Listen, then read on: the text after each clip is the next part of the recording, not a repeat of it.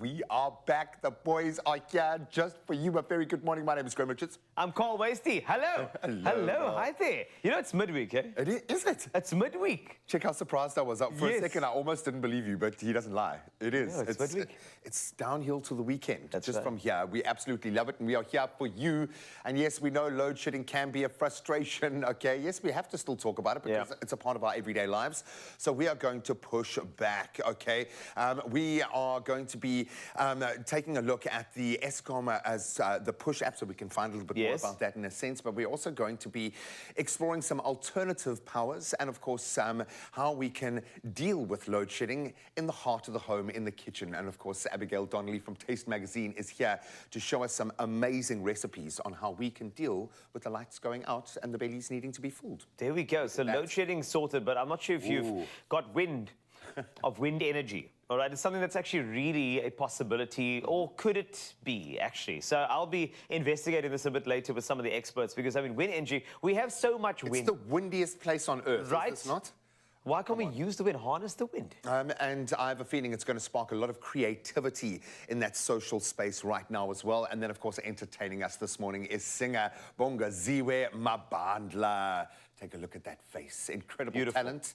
And here just for us. So don't move. For 3 hours, you're not allowed to even get up. You can ask someone else to come and bring you a cup of coffee because you don't want to move right now, because you're going to get to see this man. If you thought our shirts were impressive. Oh, this one.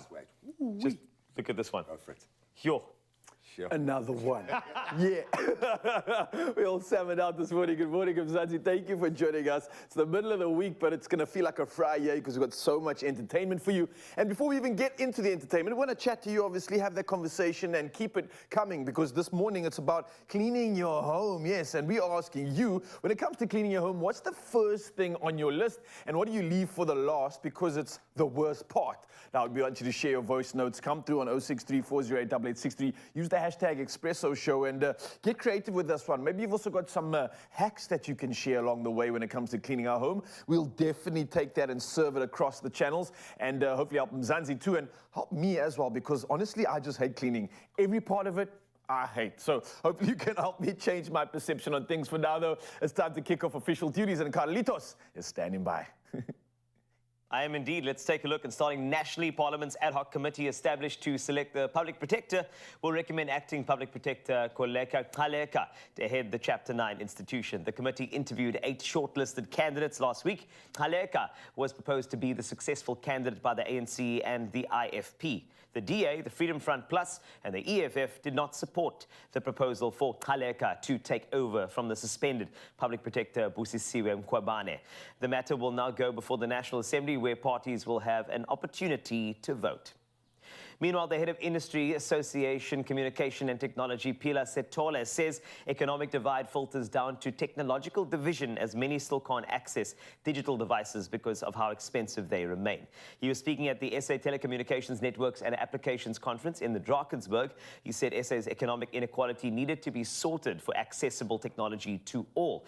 Telkom's head of research and innovation, Tsabi Molapo, said he hoped artificial intelligence would be used to transform business, education, and healthcare in Africa. Now on to international news. The chief of the army in Sudan is to meet with his counterpart in Egypt. It's the first time since the conflict broke out in April that General Abdel Fattah al-Burhan has left Sudan. Burhan yesterday dashed hopes for peace talks with the Rapid Support Forces, the RSF, when he labeled them traitors to the Sudanese nation. Burhan reportedly said that he is now devoting all his time to stopping the rebellion by the RSF. Millions of people have been unrooted, or uprooted, I should say, since April, and the humanitarian crisis has reached catastrophic proportions. Now, the British government says it will take days to catch up with the cancellation of hundreds of flights. More than 1,500 flights had to be cancelled on Monday due to technical problems with the air traffic control system. The British Minister of Transport, Mark Harper, says it will take days to catch up with the delayed flights after 790 planes could not depart from British airports, and 785 flights to Britain also had to be stopped. Of course, this means that a quarter of all flights to and from Britain have been affected. And wrapping things up, vultures, especially injured ones, are well looked after at the Valpro Care Centre in Hartbeespoort near Pretoria. And now it will even be better with the Care Centre's announcement that their dream goal of an on-site hospital has been fulfilled. The Care Centre offers a rehabilitation program for endangered vultures across Southern Africa. And of course, it presently cares for some 300 birds. Several have had their wings amputated after banging into overhead power lines, which is a common occurrence. And although many won't make it, if released into the wild after rehab, they remain at Valpro, where they are cared for with love and affection and used for breeding purposes as well. And that's where I leave your news. For now, another update in 1 hour as we take a look at the sporting action. Here's Graham.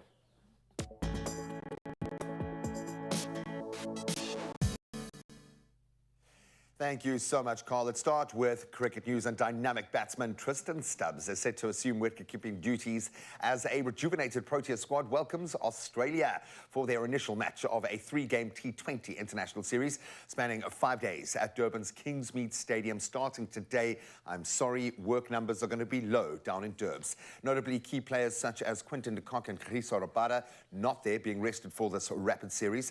And that sets the stage for 5 one-day internationals leading up to the Cricket World Cup's commencement in India on October the 8th.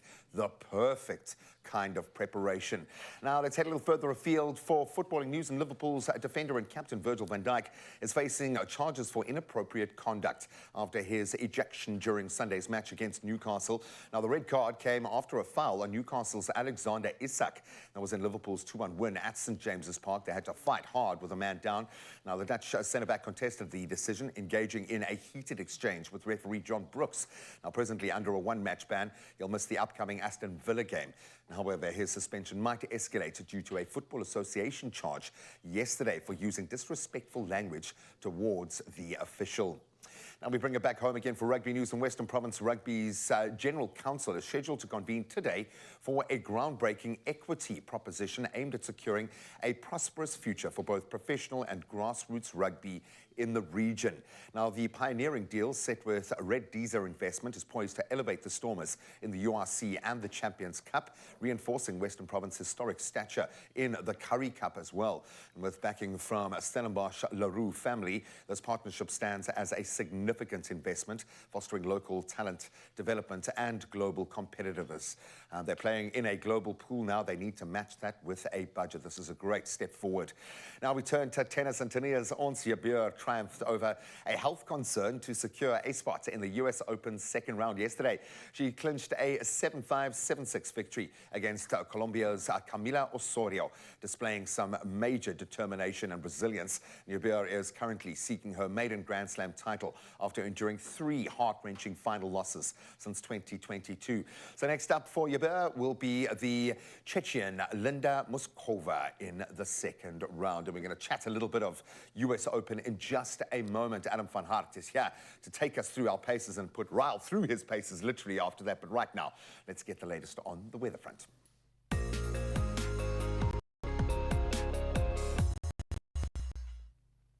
Yeah, G-Man, and before we do that, let's put you through your paces when it comes to the weather and all things weather news. Now, the NSRI is appealing to the public to be cautious around the coastline during the full moon springtide that has already begun and peaks during the full moon period, which is today and tomorrow.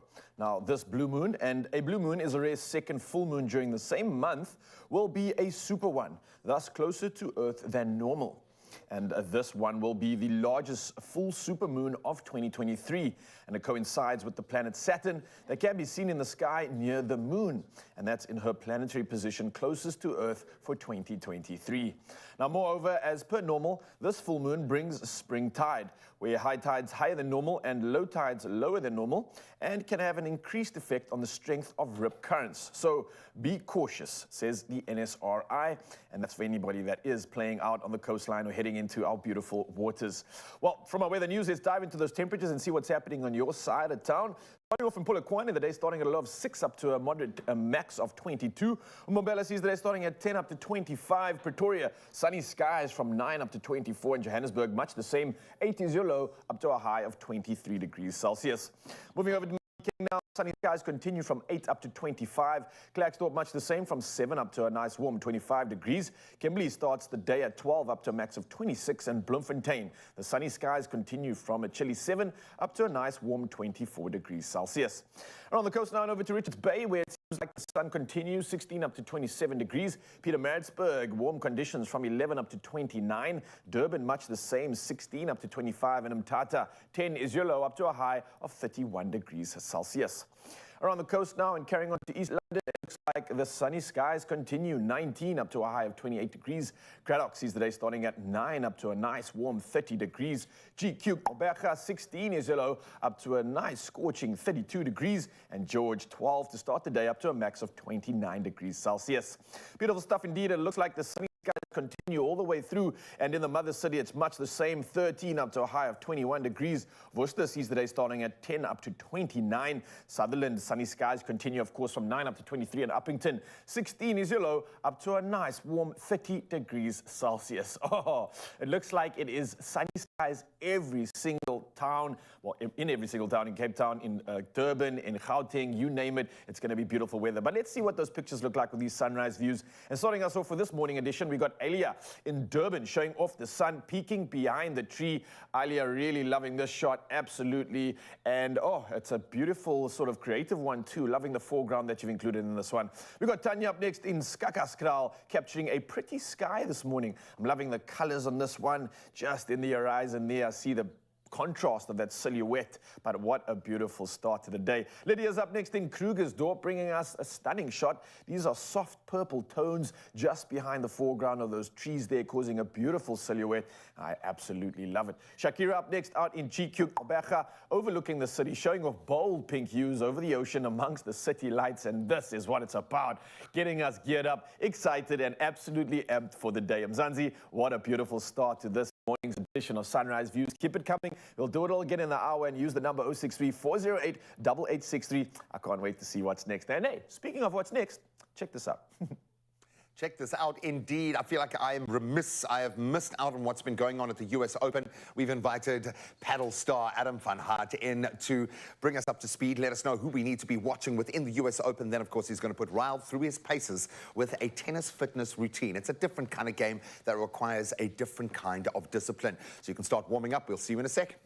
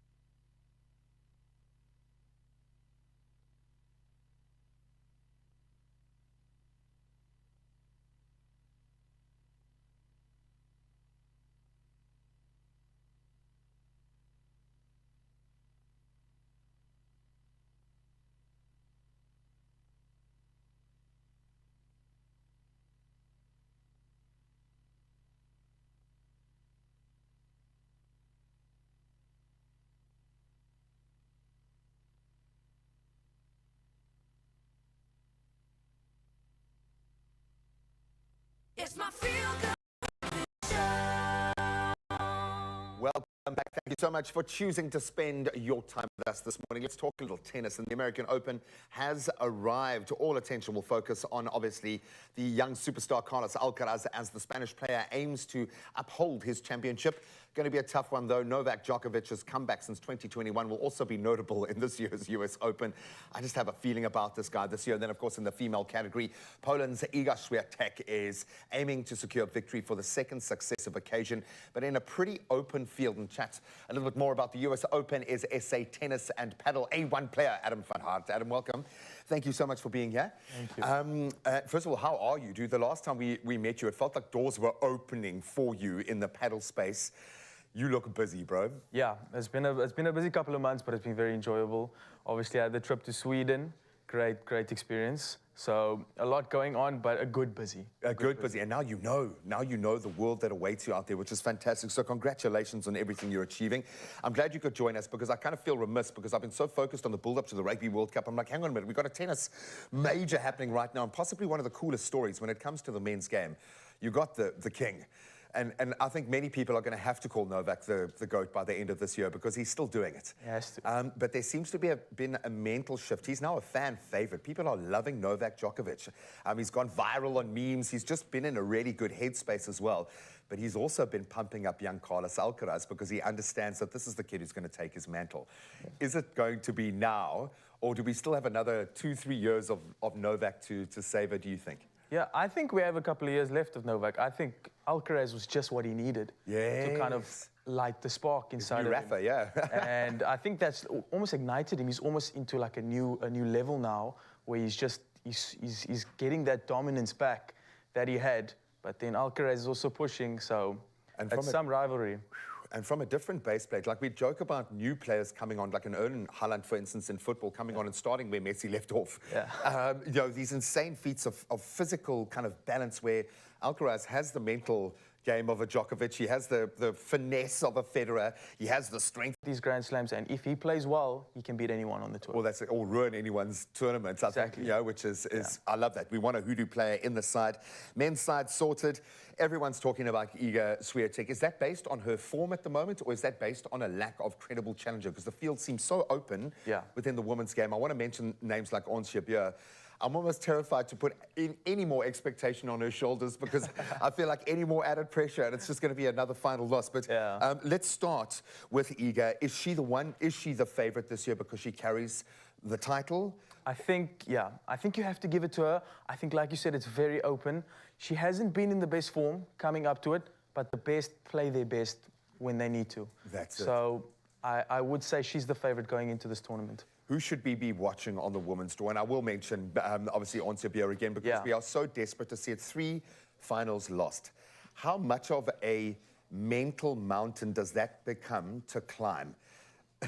Well, yeah. Because you're going to get there. She's going to get into another final. Can't she think about anything other than losing that final? How do you, as a professional sportsman, get over those mental? Because this feels like more a mental hurdle than a physical hurdle. Yeah. I think when you get to that level, when you get to that stage in the tournament, you just have to sort of forget where you are. Just forget the match, forget the occasion, forget everything, and just focus on your opponent in front of you. That's the only thing you can do in her regard. I want you right now, visualize Ryle in your mind, okay? He's not your opponent. He's your young understudy today, and he's ready, my friend. So good to find out a little bit more about what's going on at the US Open this year. It's going to be a special one, in particular, the battle that is brewing between Alcaraz and Djokovic, on and off, 2 guys who have a huge amount of respect for each other, but it could change the game. Absolutely here for that. Now we're going to send young Adam off to go and change Ryle's game. Oh, yes, it's time for the Sensei to teach me all the skills. It's time to step onto the court as we delve into the world of tennis and what it takes to be one of the best.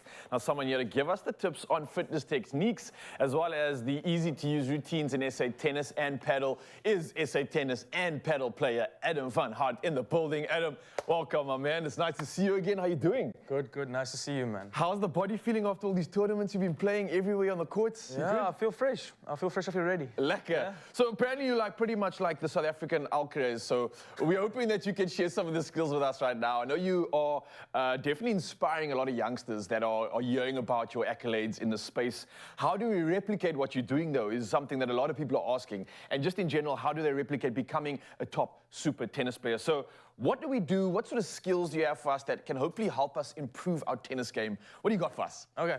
So the first one I have, so there's a couple components. There's obviously the physical and the fitness side of it, but then you have your reactions, you have your balance, you have your footwork and that stuff. So I'm going to start off with a reaction drill. Okay. Something to start at the beginning. All right. You're going to start first, so I'm going to teach you how to do it. Yeah. So I'm going to put both hands on top here. You drop any one of the balls. So don't drop them both at the same time.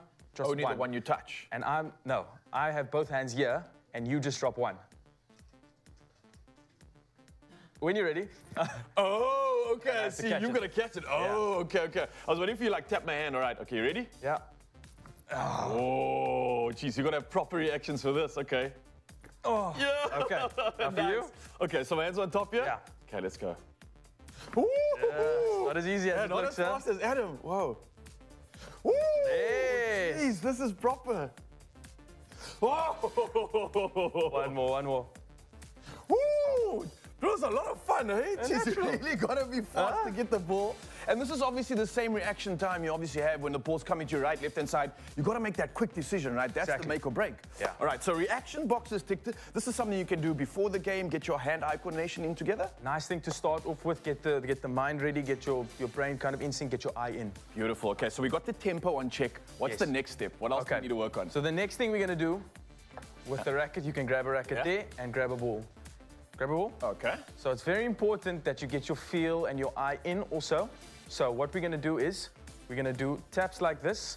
So 1, 2, 3, swap. 1, 2, 3.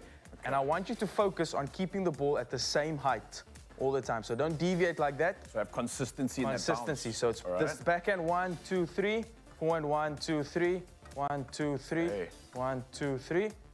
And what's the reason for that? Are you trying to like 2, 3? Are you trying to like incorporate more control, or what's the purpose? So this is very good for control. So tennis, it's very about your feel and how you feel the ball.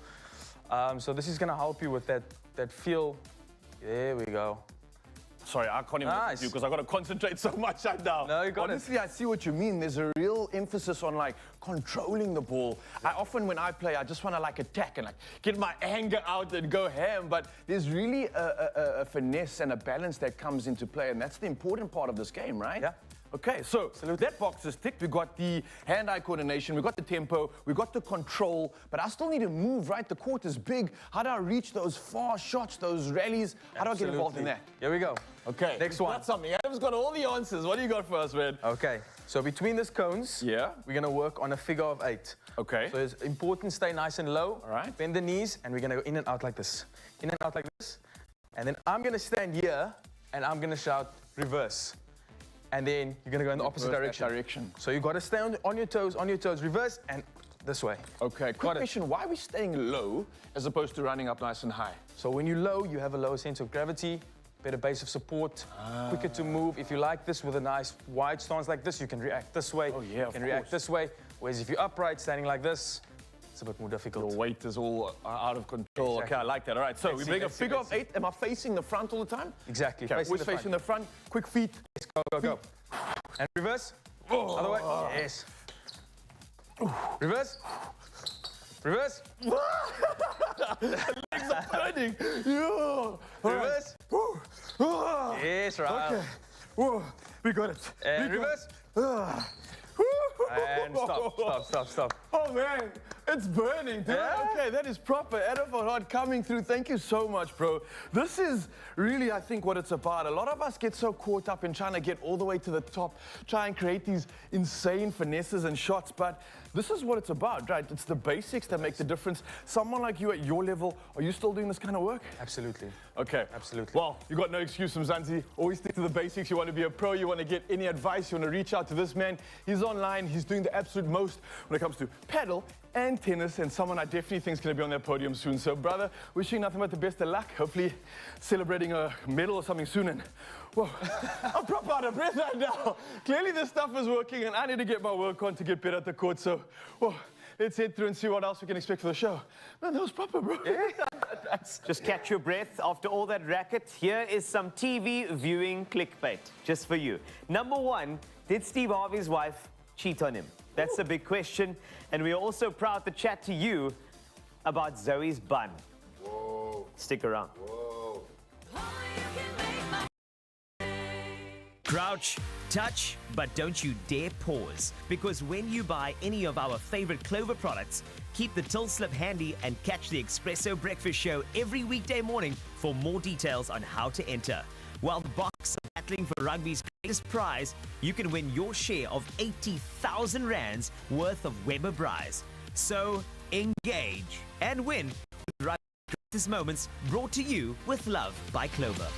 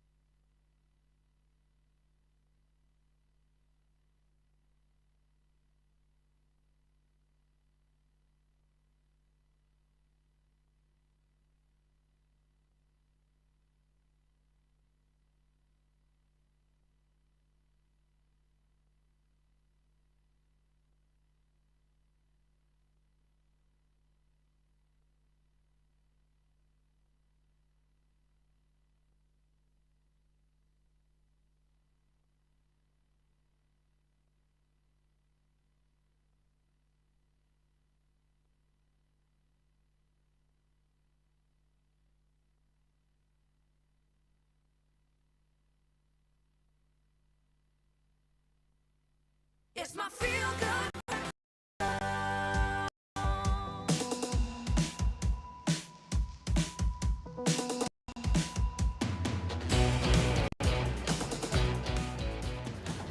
And now, on your Feel Good Breakfast Show, right here on S3, is something that we do call entertainment news, but in South Africa we call it celebrity skinner.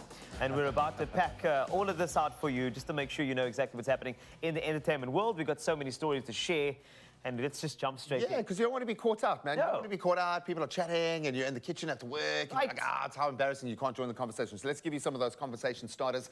Starting with Denise Zimba. Congratulations. Little Mila has now entered into the world. We love it. And it seems that 2023 is definitely the year of the baby. And we love seeing families grow.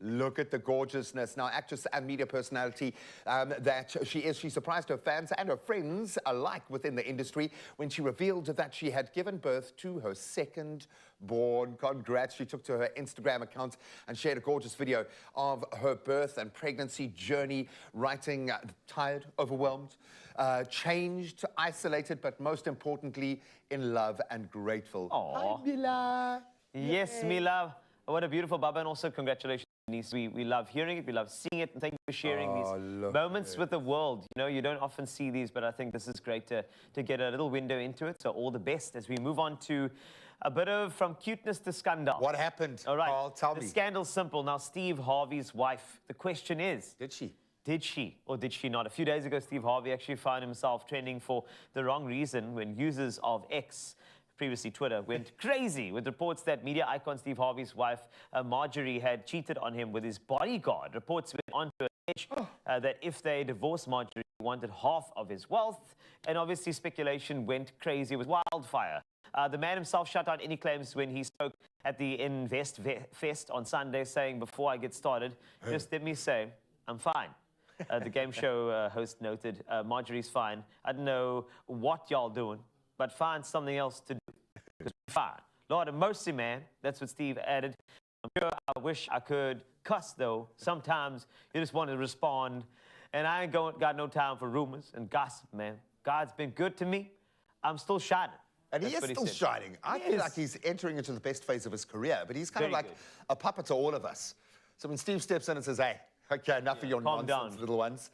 Okay, enough of that, okay? I'm down for that. So we are glad to hear that they are okay. Yeah. We are also really glad to hear when another one of our icons adds another feather to his hat, arrow to his quiver.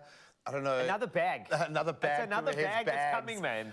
Yes, Samizi is launching his brand new venture, and it's for the little ends. Media personality and style icon Samizi Mhlongo is launching a new business venture, and if you want your child to be the coolest looking kid in the world, step right up. It's Here a we kids' go. clothing line, and it's called Sompire Kids, which launches this Friday, the 1st of September. Do you think there's a waiting list? Of course, There that's must so be a easy waiting as well. list. But I'm Come thinking, on. you know how we are South Africans, we tend to always look at kids and go, "Oh, shame, it's beautiful." Now we go, "Oh, shame."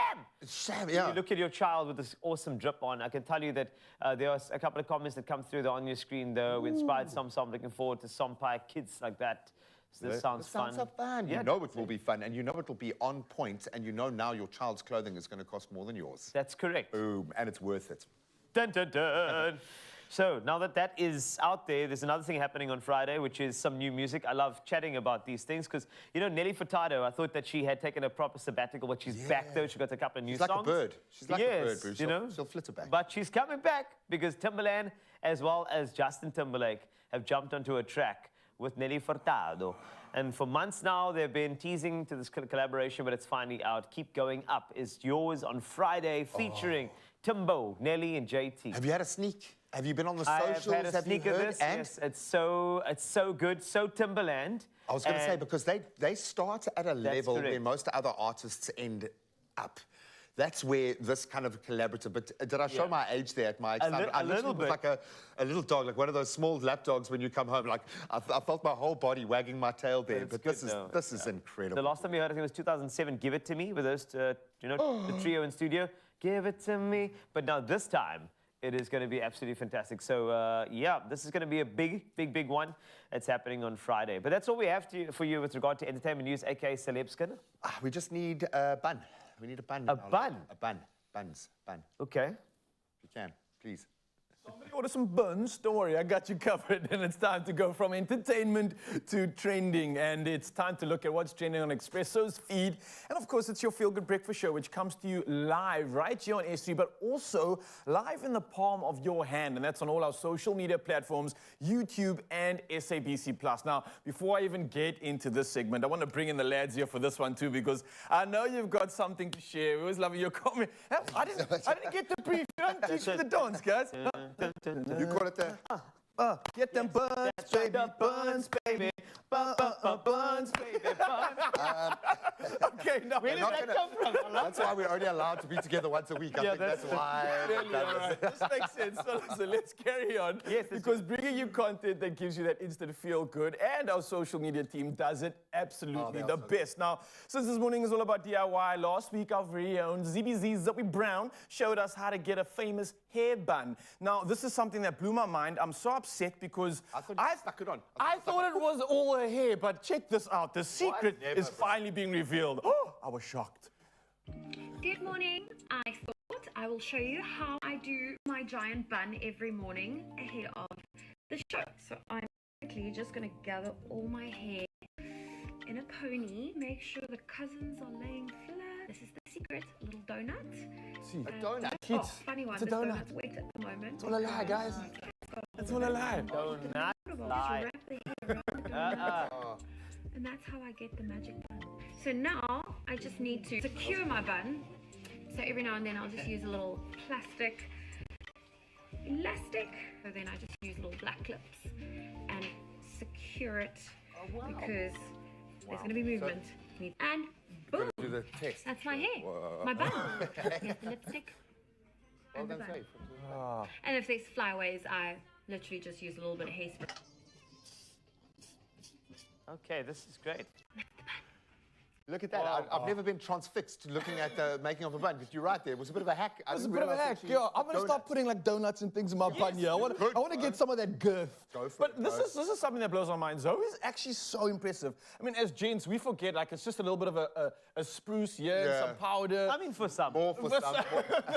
Women like really go through the most, trying to look extra divine, working through the hair, the makeup, and everything else. Yeah. It blows my mind how quickly Zoe actually gets ready for the show. If you think about it. Well, it blows my mind that all of us were standing right around there, off, like trying to get dressed and trying to understand what was going on as she just rocked a little social video there, but 100%. Awesome. So let's find out how you guys felt about the making of the bun this morning. And Miss, for Candy, those cousins are always a problem. Cousins. I love that. We used to call them Dawnsies back in our day, like the hairs that just kind of like run away and fly away. Get back there. Get the lepebres on there. I never know if anything you say is allowed to be said on TV, bro. I just don't know. I always wait for the it letter always from sounds like like, nah, someone's going to phone in. But look, it doesn't stop there with the comments. We've got so many coming through for Zoe's burn. And this one from Laura Koo saying, brilliant and so beautiful. I definitely agree with that one for sure. Yeah. Ashley Libba saying you're onto something here. Get ready with me every morning when you do Expresso. Oh, don't you dare. You've just added more Don't you content dare, onto this Ashley. woman's lap. Well done. Let's do it. Yeah, Zoe's up for that. Zoe Nancy is Chetty up for comes that. through next, says, beautiful, it suits you. Some people call it the old lady's burn.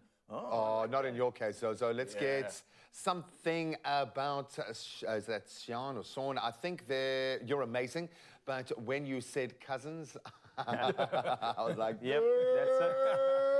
yes. Resonating. Oh, well, look, this is something that we absolutely love to put together for you, Mzansi. And if you're wanting any more sort of hacks or secrets, how does Carl do his mohawk? How does she get that chiseled jawline? Maybe we can share some tips on that too. This is your show.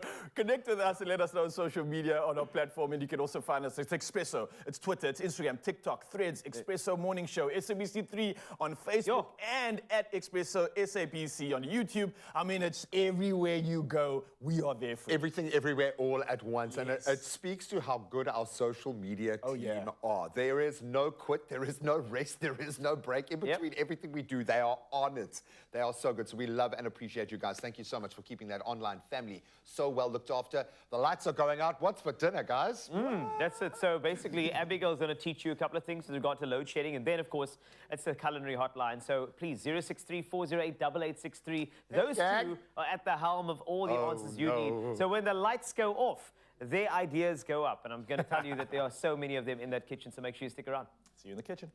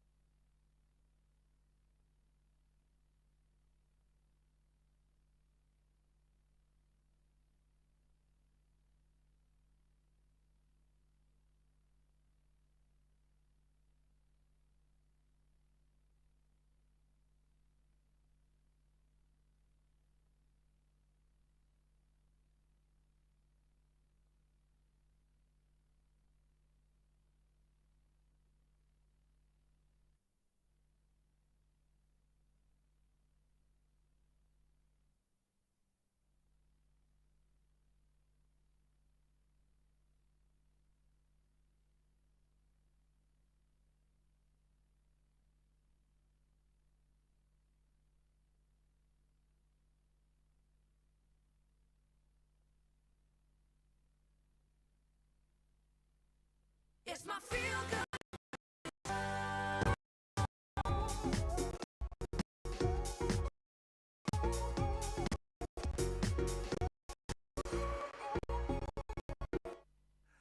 Good morning, South Africa. My name is Claire Pedro.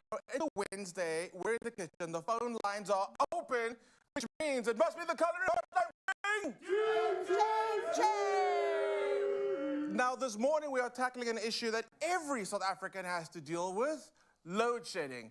And to help us navigate our way through this very powerful cooking segment, yet there's no power involved, a little bit, yeah? Just a little bit. Is food director, Taste Magazine, Abigail Donnelly. May I say, she's also the doyen of damn fine food, and that's what she's promising this morning, right? Right. Right? Hope. Yes? I love the fact that we're talking about load shedding, and this morning I want you all to get involved. If you have any questions or if you have any suggestions of how we can hack load shedding and make the most of the situation, please send your voice notes to 063-408-8863. Abigail, load shedding. Yep. Yeah, I mean, it impacts so Real. much of our lives already. Let's not let it take over our dinner or our food in general. So what have you got planned for us this morning? Okay, so I think the main thing is obviously to showcase our new load shedding cookbook that Woolworths Taste has done, and just to listen to the real issues, especially, you know, moms and dads who come back from work and have to kind of really put something together quick. And that's what the whole book is about, with different sections and quick, fast. Obviously, we got the Brian because everybody believes that's not load shedding. Oh, really? Okay. Yeah, but mostly my favorite chapter in the book is Plan Ahead. Okay. Because you can still make all your bulky, lovely stews and casseroles and curries, and then your freezer is your best friend because you can double up, big batch cooking, eat it there and then, you know, with different equipment, which we'll talk about, but then freeze it as well. And then you just need 5 minutes. I'm going to have a look at the book. It is so Yes. beautiful, and it's become quite a South African icon in a very short time. I mean, a lot of social media has been all over the book, and actually we spoke about those chapters. Yes. So I'm going to go through them. So we got fast, which you mean self-explanatory, easy assembly, one-pan cooking, prep ahead, which is what you spoke about right Yes. now, braai. And I feel like braai is a great one because as South Africans, we naturally braai anyway. So we kind of make the most of the situation and create that weekday gears by braaiing. And I think that's an amazing way to actually prep dinner. Exactly. I love it. And especially with the leftovers, you know. Yes. Leftover little choppy is actually quite nice, heated up in the air fryer when the light's about to go out. And you can't forget South Africa, you know about that story. So Yeah. you've got a beautiful piece of pork fillet. Yes. A cut that we don't use very often No. on the show, to be honest. Okay, well, Yeah. I use a lot at home because it's one of the cheapest cuts. A fillet like this feeds the four of us, and let me tell you, I've got a 23-year-old and a 16-year-old boy. But especially in the load shedding book, I talk a lot about rice, freezing rice, and then just popping it into some kind of nasi goreng or egg fried rice. Throw in your little vegetables, even if they're left over or not, and then just quickly cook it. Oh, that sounds so easy, It literally yeah. needs in a pan. It probably needs just to be seared. You can finish it off in the oven for about five minutes, because pork can also be a little pink inside. That's something that we were taught. Like, I won't say we were taught it, but there was always this Yes. assumption that pork has to be cooked all the way through. And then it's it's not dry. true. Yeah. That's Dry why pork. pork ends up being dry because we're cooking it so hard and Yes. all the way through. And pork is a lean meat. Yeah. Which people often think that pork is a fatty cut, but the fat actually sits on the outside. Once you go beyond the skin, it's very lean. So cooking it all the way through, you're going to end up with a very dry, chewy piece of pork. So you're saying that tiny little pink spot in the middle is all you It's need? all you need. And if you look, this dish we're making today is on the cover of the load shedding okay. book. And you can see how the pink just shines through. It's not going to make you ill, that's for sure. It's And just gonna South give you African pork. juicy stuff, you know what I And mean? South African pork, the best that you get. So Yes. absolutely, yes. Kind to sows. Kinder to sows, absolutely. And it Yes. actually says it on the packaging because it's Yes. true. So because it's a fillet and it's a lean cut, Yes. how fast are we cooking? Like, are we cooking it like we would normally cook a beef fillet? Yes, like you're going to sear it, yeah. And then just let it go. Keep the oven on for, you know, as I said, only 10 minutes. You know, you don't have to you don't have to roast it through and spend a lot of time. And even if it's not load shedding, it's one of my favorite meals to quickly do. Well, I don't do much cooking at home because my husband does, because I do cooking in the day is my job. And also you could actually make a couple of these and freeze them, and then just before you go to work, take them out, defrost them, and then you just add hot stock onto it and hot veggies quickly. Yeah. And you don't really need to do anything to it. It's kind of done for you. It's an easy cut. But you can do it with beef. You could do little chicken pieces to make it your own. And obviously with these fabulous noodles, what we're going to do with them. And these noodles are great because, again, they also don't take very long to cook. I think it's like 5 minutes in boiling water. Yeah, but you don't have to, especially the thin vermicelli rice noodles, and it's carb-free. Wow, Not only load shedding carb-free, but if you, just the vermicelli and these ones, you just have to put the kettle on and soak these. You don't have to actually physically boil them. That's amazing. And then they go, and then you drain them, and they're fantastic. Again, freeze beautifully. You can just pop them out into a little stir fry, or even just throw a little bit of stock in, some chopped leftover beef or chicken from the night before. Woolies chili crisp, just Woolly in there. chili, 100%, a little very thin omelette. Nice, so you make a nice Chinese rice, and soya sauce. Yeah, Delicious. Yeah. We actually have a voice note. Let's have listen to what one of our viewers have to say. Good morning, Expresso. My name is Veronica from Free State. The question I have for you, Chef Clem and Abby, is what kitchen equipment should I get to help me during load shedding? That's such a good question. I couldn't hear it. What equipment can South Africans in general invest in to help them during load shedding time? Okay, cool. I think definitely from my side, Clem, is a cast iron pan because it retains heat. Once you hit that gas or whatever cooking method you've got, it caramelizes and it stays hot. Cast iron pans are fantastic from Woolies as well because they retain the heat. That's amazing. The Wonder Bag, the fantastic Wonder Bag South African invention, has come back. And that's kind of like make ahead and plan, because with Wonder Bag cooking, as you know, you start it all on your stews and your soups and whatever you're cooking on the stove top just to caramelize everything, and then your hot stock, and then you put it in the Wonder Bag, tie it up, come home, and it's all ready. I think that's so amazing. I mean, I understand the science behind it, but I just want to believe it's magic. Yes, because it really does work like magic. It's really amazing. Does. And and I also think now especially, those single burner gas burners. Yes. I mean, they're not as expensive as like going for any other optional cooking method. Yes. And those little cans to recharge them, I think it's 50 Rand to buy a little refill of the gas. It's amazing, And it is amazing, it really is. So, okay, can I get cracking on anything else for you? We've got the pork going. I just did a little stop over. Did you see I made a little rookie error there? It's okay. Everybody makes rookie errors. Fine. Okay, but I just wanted to turn get up the very nice one that Nicole, our culinary masterpiece who does all this behind the scene, she's made a beautiful one. Okay, and Okay, so we're you gonna can slice feel our it, Clem, hey?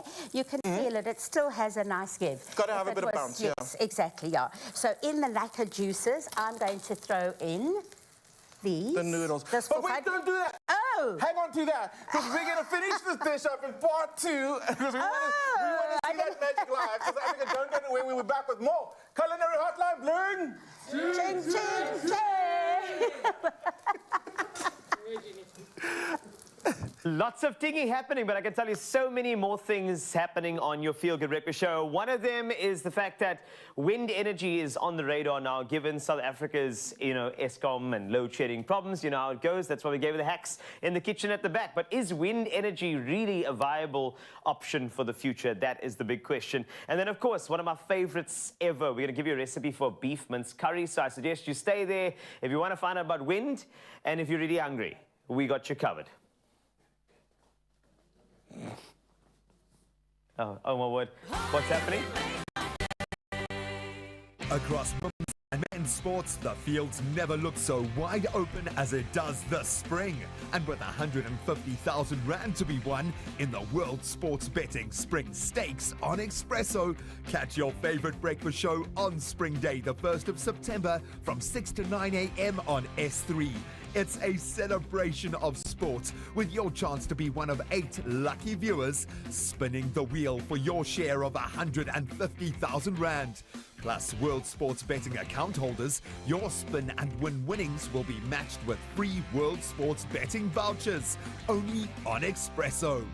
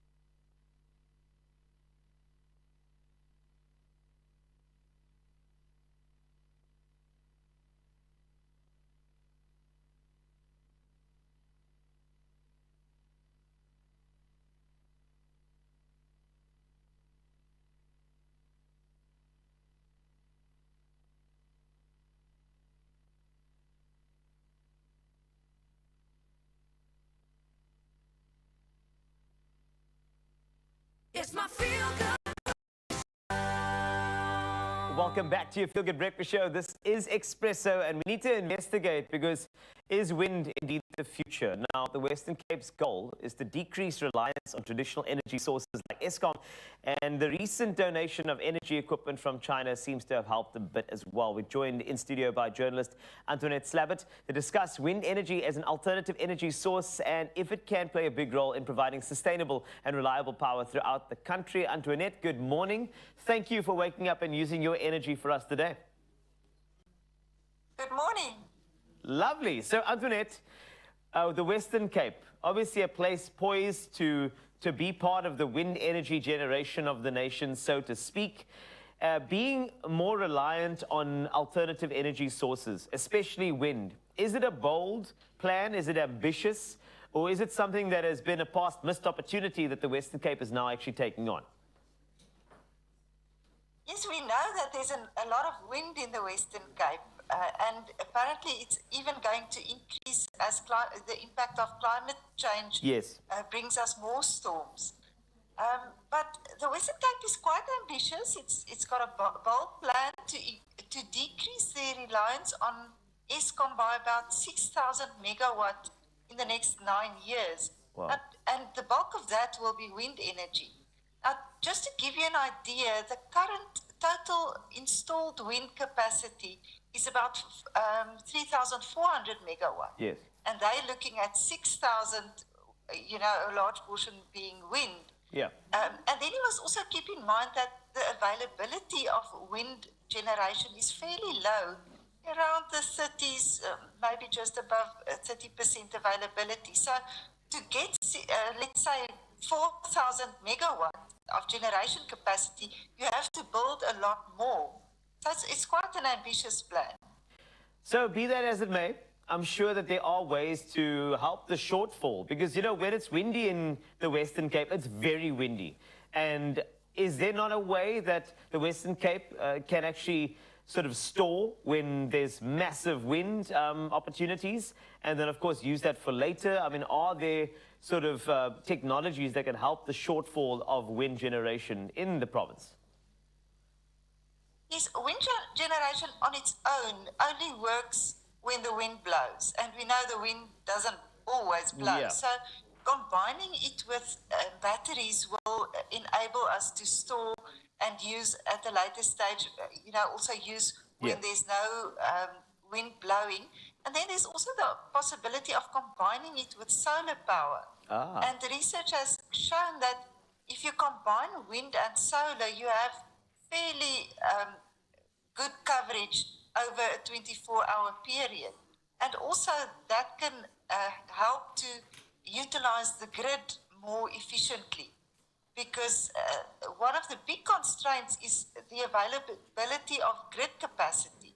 So you've got all the wind and you can build many wind farms. Yeah. But if you don't have a network to connect to and to evacuate that energy to the user, the wind farm is useless. I just need to ask about China's contribution, around 167 million rand of infrastructure. Is that going to make a big difference in order to make sure that there are more opportunities to evacuate some of that power into the actual grid? Is that the plan, having that take on from China? Well, I think South Africa can use all the need it can get, can use all the help it can get. Yeah. And China is very experienced, especially in grid expansion, in grid management. So that can definitely help us, and they can also help us to get the components, because with a big rush to build alternative energy, there's often a shortage in components. Yeah. And with their manufacturing capacity, China can definitely assist in that regard. So just the last question, Antoinette. With Africa being the land of the sun, such great rich energy with the sun, with our waterfalls, with the wind. Big question. I know it's quite loaded, but what's taken us so long to look at alternative energies in this particular place? Let's just focus on South Africa. What do you think has been dragging our feet? Well, we've been spoiled with cheap coal, producing cheap energy, and we've been using it as if there's no shortage. Now, suddenly, we've got a shortage, and the tariffs are increasing. Yeah. Now we look at ways to work efficiently and to utilize other sources. But one must also be careful of thinking that these alternative energies will necessarily save us from load shedding, because with Eskom's rules, the opportunities to use alternative energy to offset load shedding is really quite limited. Aha. Well, there's a big one over there. Antoinette, thank you so much. It's all the time we have, but it's been great unpacking this alternative energy with you. I hope you have a great morning, and keep up the energy for the rest of the day. We thank you so much for joining us. Thank you. Lovely. Antoinette Slabbert, a journalist within that particular energy space. And of course, wind energy, is it a viable option? Will it be something that could contribute to the grid? Definitely yes, but in what capacity? That is yet to be seen as we get onto some of the news headlines from around the world. And of course, we are standing by to deliver that. Here's Ralph. Thank you so much for that conversation, Carl. Absolutely love it. And it's just about to go on the hour. It is perfect timing. And we're starting off with national headlines once again. Now, State Prosecutor Selo Matloko told the Bloemfontein Magistrates Court yesterday that Dr. Nandipa Magudumana is likely to evade trial should she be granted bail. Now, the state's opposing Magudumana's bid to be granted bail. And she's facing charges of fraud, violation of the body, and arson after she allegedly helped convicted murderer and rapist Tabu Bester escape from prison in May 2022. Now, Matloko said bail conditions would not prevent her fleeing the country. And she evaded the police for 11 months and has no respect for the law. Now, the case continues today. While sticking to national headlines right now, Parliament's ad hoc committee established to select the next public protector will recommend acting public protector Koleka Ngaleka to head the Chapter 9 institution. Now, the committee interviewed 8 shortlisted candidates last week, and Ngaleka was proposed to be the successful candidate by the ANC and the IFP. Now, the DA, the Freedom Front Plus, and the EFF did not support the proposal for Ngaleka to take over from the suspended PP, Busisiwe Makwabane. Now, the matter will now go before the National Assembly, where parties will have an opportunity to vote. Well, from our national headlines, let's head over to international news. And baffled doctors performed an MRI scan on a 64-year-old Australian woman after she'd suffered memory lapses and noticed an atypical lesion at the front of her brain, which turned out to be an 8-centimeter round worm. Now, researchers said it was a common occurrence in kangaroos and pythons, but not in humans. Now, infectious disease expert Sanjawa Senenayaka said, and quoted, "This is the first case involving the brain of any mammalian species, human or otherwise," unquote. Now, it's believed the woman was infected after foraging for edible shrubs, likely contaminated with parasitic larvae shed in snake feces. Wow. Wild stuff indeed. Well, carrying on with international headlines, the chief of the army in Sudan is to meet with his counterpart in Egypt. Now, it's the first time since the conflict broke out in April that General Abdel Fattah al-Burhan has left Sudan. Now, Burhan yesterday dashed hopes for peace talks with the Rapid Support Forces, otherwise known as RSF, when he labeled them traitors to the Sudanese nation. Now, Burhan reportedly said that he is now devoting all his time to stopping the rebellion by the RSF. Now, millions of people have been uprooted since April, and the humanitarian crisis has reached catastrophic proportions.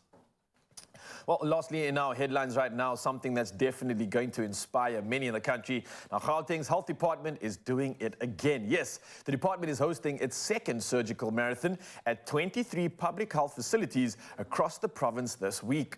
Now, an estimated 300 surgeries will be performed to reduce the backlog. And on Mandela Day, the department performed 728 surgeries. Now, spokesperson Motalatale Modiba said these interventions would greatly improve capacity across their service platforms and reduce the waiting list of surgical backlogs. Well, may the next marathon soon take place. And of course, we are absolutely in all those doctors' corners. For now, though, it's time to head to the rest of the headlines. And here's the G-Man with the latest when it comes to all things sport.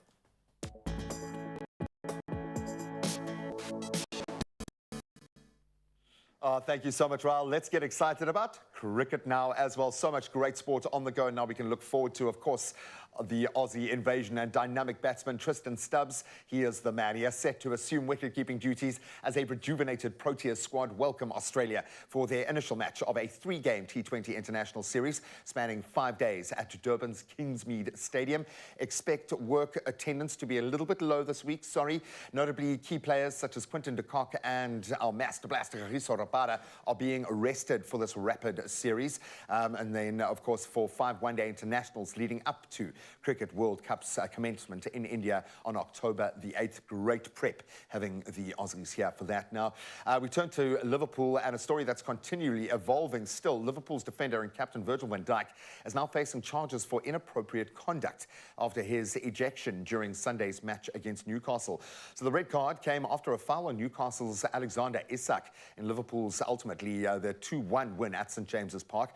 And the Dutch centre-back contested the decision, engaging in a heated exchange with referee John Brooks. Now, presently under a 1-match ban, he'll miss the upcoming Aston Villa game. However, his suspension might escalate due to a Football Association charge yesterday for using disrespectful language towards the official. So we'll certainly clock that space.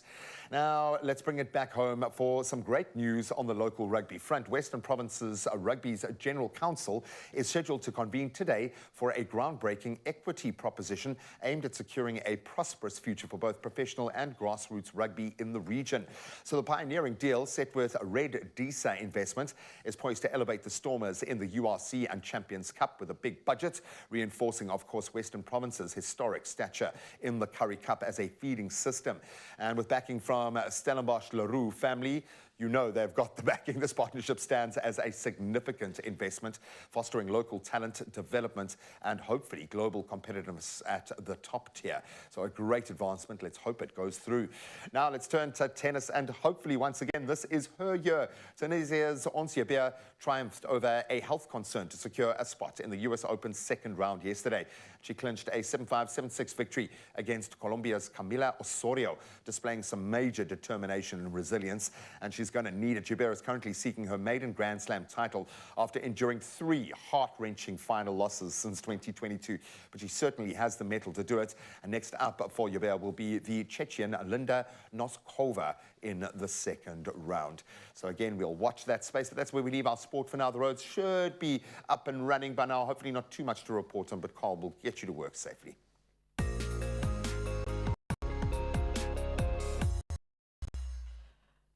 I will sincerely try to get you to work safely, but I can't tell you what's ahead of you if you are still heading into work. So in KZN in Pietermaritzburg, let's start there. There's a truck on fire on the N3 East. That's after Ortman Road. The road has now been closed, as you can see.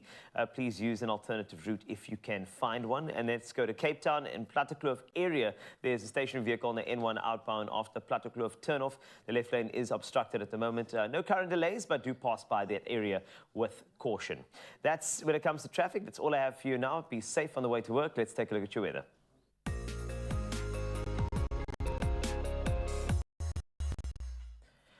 And yes, you can thank global warming for this, but some very strange conditions across South Africa. Now, heat waves, extreme fire risks, and even foggy conditions on the roads are all part of a very, very mixed weather picture. When it comes to SA today, the Southern Africa Weather Service has once more extended the warning of a heat wave with persistently high temperatures over the Amatole District Municipality, the Sunday River Valley, and the Makana and Glambe local municipalities of the Eastern Cape.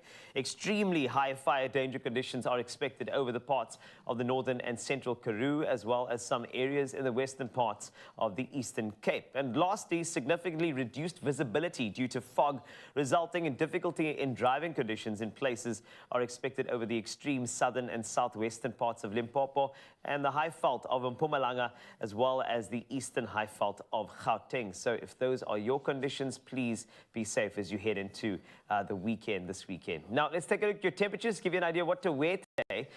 Polokwane, let's start with you, 6 up to 22 degrees Celsius. Bombela, you can expect 10 this morning as you rise to 25 later. Pretoria, 9 to 24. And then Joburg, 8 up to 23 degrees Celsius. Mike, again, good morning to you. 8 is what you can expect. This morning, 25 is how you thaw out. Klerksdorp, you got 7 to 25. Kimberley, 12 to 26. And then Bloemfontein, 7 to a nice warm 24. Richards Bay, slightly warmer for your max today, 27 degrees Celsius, 16 the low. Pietermaritzburg, 11 to 29. And then Durban, 16 up to 25. And Mthatha, you can expect a very hot 31, and that is from a low of 10. In Monty, good morning. Eastside at 19 to 28. Cradock, you can expect 9 this morning. 30 is your max. Gqeberha, you've got 16 to 32. And then, of course, George, 12, rising to 29 degrees Celsius. The mother city, today, 13 to 21, Worcester 10 to 29, Sutherland 9 to 23, and then Uppington 16 up to a high of 30. Those are the temperatures. Hopefully they gave you an idea as to what to wear today. But let's decorate your TV with some sunrise views. Thank you for sending yours. Darushna, I love this. You're from Morningside. Of course, you shared this phenomenal view overlooking the city. A stunning shot over there. And, of course, that iconic World Cup stadium. Look how beautiful that is. Thank you for sharing. Then let's move on to Verna from Athlone, up in her apartment, feeling blessed, standing with her coffee. And honestly, there looks like an enhancement on that sunrise. But that's real. And that is Athlone for you.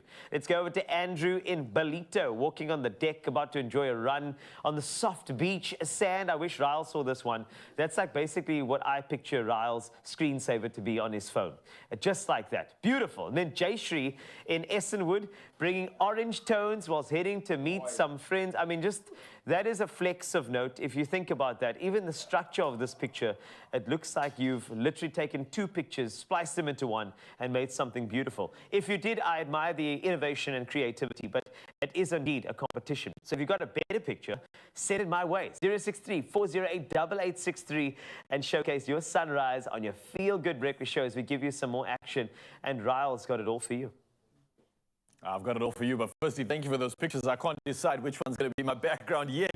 Oh, it's going to be a tough decision, but keep it coming. We'll do it again in the next hour. For now, though, there's a reminder to not go anywhere. Why? Because we're going to carry on with the recipes in the kitchen. We finished the filet. It's now time to bite into mince curry. Oh, yes. Now it is Abigail that's bringing in this magic. And on top of that, we're going to be also talking about soil and the importance of soil and healthy soil and how that relates to good quality veg.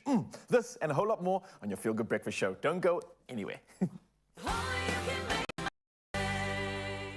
Crouch, touch, but don't you dare pause. Because when you buy any of our favorite Clover products, keep the till slip handy and catch the Expresso Breakfast Show every weekday morning for more details on how to enter. While Boks are battling for rugby's greatest prize, you can win your share of 80,000 rands worth of Weber Prize. So engage and win with rugby's greatest moments for you with love by Clover.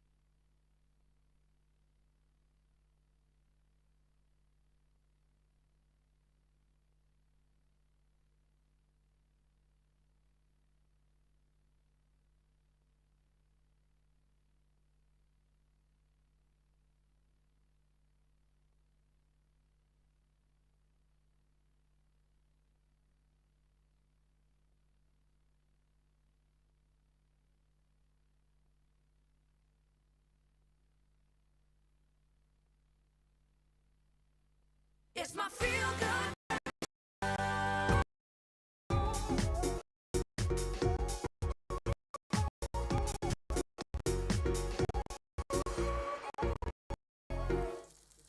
Welcome back, South Africa, to another installment of the Culinary Hotline. Bling! Ting, ting, ting! Okay, so we're back in the kitchen. We're about to assemble that dish you saw us putting together. Abby, what is the name of that dish? Want to pass that cover? Sure. Sticky noodle bowl, quick stir fry. Peanut and mint. Here we go. I've got it. I've got it. It's a peanut and mint rice noodle with sticky pork fillet. Thanks, That's what Clem. you're making. Thank you, Clem. So we spent quite a lot of time talking in the first segment because I feel like there's a lot to talk about in the sitting. Yes. But what we've got now is the pork is back in the wok. We've just added our Asian sesame glaze to it. Yes. Amazing. Amazing. And then we're going to quickly take it out. You can rest it for 5 minutes. We don't have 5 minutes, do no, we? we don't. We actually have 45 seconds. Oh, really? Okay, cool. So, while that's going like that, I like to do big chunks, but look how nice that is an acceptable pink. I would say for, exceptional. That's perfect because that slight rosy pink, we're not doing medium rare. It's like a medium well, and your pork will rest to be done. Exactly. Don't forget your meat out the pan. Okay, yes. so cabbage. Look at that. So cabbage, I'm just giving a little toss. You just want to see some bright green. If you don't want it tossed, then you can just use it raw. And then, Clem, do you want to pile the noodles Sure thing. onto that? Do you want the tongs? I think hands are washed. Look how nice and sticky this. You know, and this would be lovely with chicken or beef. Agreed. Chicken or beef? Chicken or beef? Chicken or beef, I love that. And then also that's stunning. What I like is if you do want to add beef, there's so many ways to quickly cook beef. Number one, have it as mince. And number two, getting those steaks and then pounding them out so they cook literally for like a minute. Ow. Are you okay there? Yeah. It's a great way to also cook food really quickly. That way you'll be able to cook in 5 minutes. Yes, absolutely. That's really great. Yeah. And cabbage. Cabbage is making a bit of a comeback. I think cabbage is, well, it has been all around, all the time, and the trend in that. But this is like so South African. I know it's Cabbage, German with sauerkraut, but there's so much you can do with sauerkraut. My granny used to cook it till it was pale, but with gravy and roast potatoes and roast chicken. It was just like so familiar. I've got some nice carrots here. Excuse my hands, but they are. So, I mean, actually, these are not carrots. They're not green carrots. They're cucumbers. Okay. Willies do not have used green carrots yet. And sorry, Clem. And then I've got some toasted peanuts. For a bit of that crunch. Some nice cashew nuts. Even some of the Woolies caramelized almonds could also be nice. And even going a little bit further is the peanut brittle. Crushed up on top of it. A little bit of that sweetness? That would be, yes. Absolutely. So we've got another voice note. Let's listen to this. Hi, everyone. My name is Chad. I just have a question for Clem. So he mentioned that we could freeze rice. What is the best way to freeze rice? Abby, that's a good question. You mentioned that earlier. So how do you go about freezing your rice? So we freeze a lot of rice, as I said earlier, because it's just like there, and you can do so many quick, easy, budget-friendly meals with it. So what I would do, cook normally whatever rice you fancy, the brown, the jasmine, the basmati, plain, whatever, and then drain it well, and then lay it on a tray so that it kind of gets its identity and it's not all squashy. And then you pop it into a freezer bag, and make sure you date it so you don't get rice right at the bottom of your freezer next year. From 2013. Make sure you label it, and then then it just lives in your freezer. Absolutely, and then it's easy to defrost because it's in pack it so it's not just a clump. Pack it nicely in your large Ziploc. I like that. And freezing rice again is one of the biggest hacks since load shedding affected us. Always having rice ready, 5 minutes away from serving. I love that. Good. Some mint went on. Some mint, you could use basil, you could add some coriander for fragrance. You could add a little Thai dressing, maybe a little bit of rice vinegar and some soya sauce, just some flavors. You could add some garlic and ginger. It looks beautiful. It looks beautiful. Now, I'm going to put this with our dishes over here. We've got another dish we're about to start. Yes. Oh, that does look beautiful. I saved you a piece. Thank you. I'll snack on that. There we go. Can I put that here? What is the next dish we're going to get started on? The next dish is... Should I pass to you? Yes, please, yes. The Wonder Bag. I mentioned in the first slot that the Wonder Bag is also like your freezer, your friend, because it's kind of like old slow cooking vibe, where you start everything on top of the stove very quickly, and then when you go to work, you pop your very well sealed pan of whatever it is, maybe your curry, your roast chicken. Talk about chicken, remind me about my favorite load-shedding chicken recipe. We've got a load-shedding chicken hack coming out soon. So anyway, so is this on, Clem? Let me get it on for you. Thank you. So I love minced curry because I love freezing it, because then you can add it, if you haven't got a lot left, even if you haven't double bulked, then you can use it and bulk it up with full teas and bunny chows, whatever you want. Sandwiches for school. Oh yeah, those snack sandwiches for those work. after-school sandwiches with minced curry are the best. Okay. So we have got some onions. There's quite a few onions here. You can use leeks as well, but everybody's got a little onion in their basket. What can I pass you? Okay, pass me some spices, please. The spices are already roasted. You can just use garam masala, you can do some cardamom, you can do cumin, you can do whole mixture. But in here is beautiful cardamom. You can see coriander and fennel. Especially because the minced curry, tastes better the day after you make them. 100%. So make a big batch of this. Yes. And it's only going to get better the longer that it keeps. And exactly. I don't know when last I had minced curry, so I'm actually thinking this might be dinner right now. Yeah, this looks really good. Or breakfast, what the time is. I think it's okay. I think it's okay, I've got a little bit of ground coriander, which is one of my favorite things. And, I'm just chucking, because, you just make it your own. No curry, I don't know about you, but no curry of mine ever comes out the same. I must agree, absolutely, mine too. Cool, so I'm doing that. I suppose I should stir with that. And then I just want favorite chicken recipe. Do. So it's really no cook. Just before I go to work or whatever, I bring to the boil soy sauce and stock, whatever stock you fancy, chicken or vegetable. And then I throw in star anise, orange rind, lemon rind, and maybe some whole peppers and things like that, whole cloves of garlic, and a whole knob of ginger. Immerse the raw chicken cover it tightly with foil, bring it to the boil, really literally bring it to the boil. Leave it covered, and by the time you get home, you've got beautiful Asian poached chicken. Oh my goodness. Yeah, it's in that book. What's that book called? This one is the Taste Load Shedding book. Check it out. Full of tips, full of recipes. We're going to be back with more Culinary Hotline Bling in a second when we finish this amazing mince curry. And yes, I did say, the Culinary Hotline Bling! Ching, ching, ching! Oh, Bongazi, where my partner is back. And he's sounding even better than he has in the past, which is saying a lot. We love you, Guy. We're going to let him speak through his music in just a moment. 3 performances coming your way. And then we're going to get into some incredible food technology to see where our veggies are coming from and just how healthy we can get by creating the right kind of diet. Stick around. We'll see you now.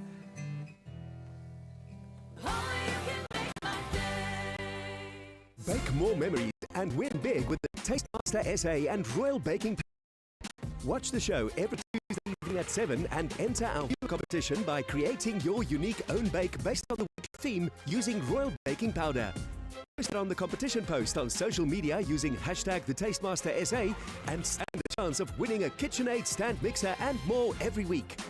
Unleash your creativity with the Tastemaster SA and Royal Baking Powder. We'll see you in the Tastemaster kitchen.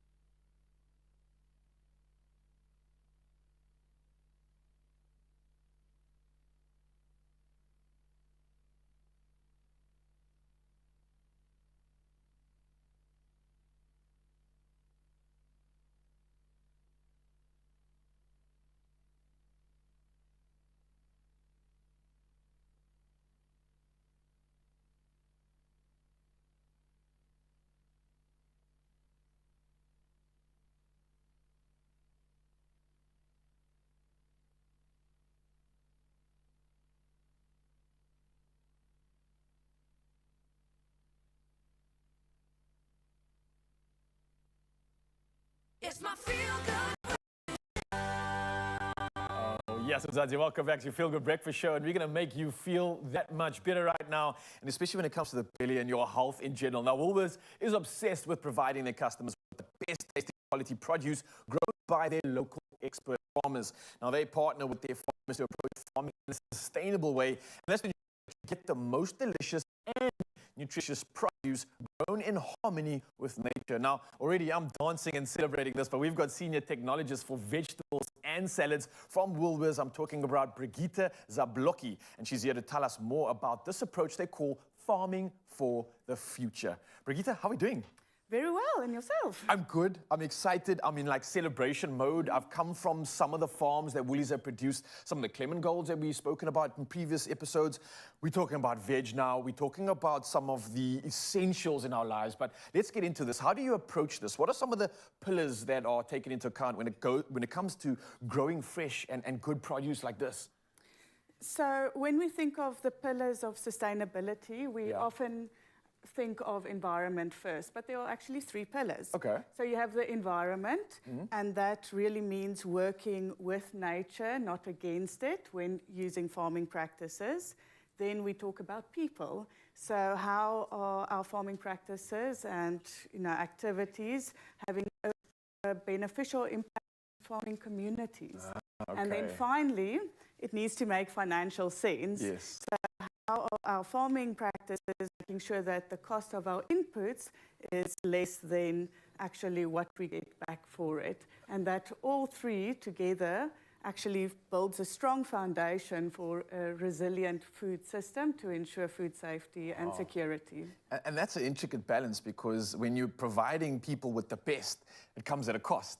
And then you're still going to provide them with the best price and the best everything else. So kudos to getting that balance and that triage sort of perfected in my essence. But let's talk about the important part of, or one of the important parts, being the soil. How important is it to have good soil when producing fresh produce like this? How much of an impact does it have on that actual end product?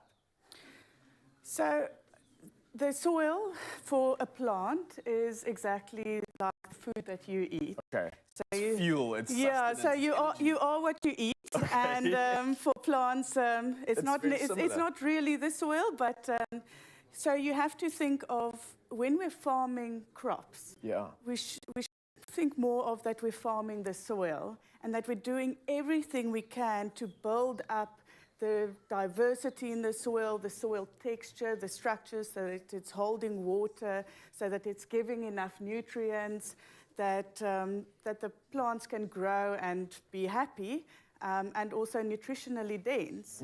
So,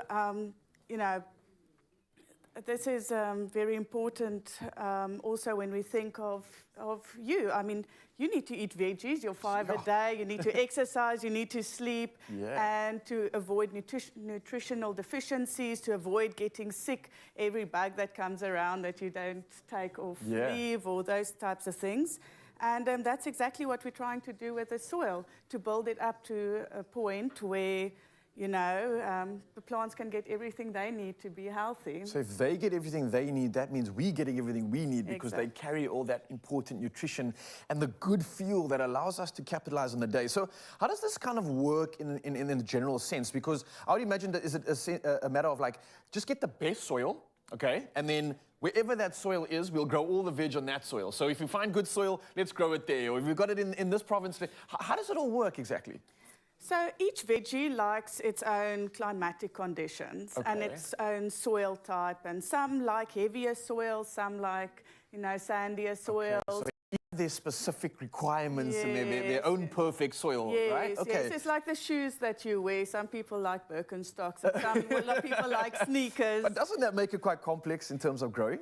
It does, but that's really where, things like farming for the future and where our farmers' knowledge come in, is how do we actually match the right crop type with the right soil type and ensure that they are grown in the right area at the right time for the best flavor and nutrition. It's like synergy, efficiency. This all becomes like a beautiful dance. The way you start speaking about this, like we create this perfect environment for perfection to basically get created. And at the end of the day, it's almost like this stuff is blossoming from that environment. So let's talk about maybe some long-term effects. So what is the benefit of using, let's say, good soil, and what are the long-term benefits of incorporating that into a growth versus maybe not doing that?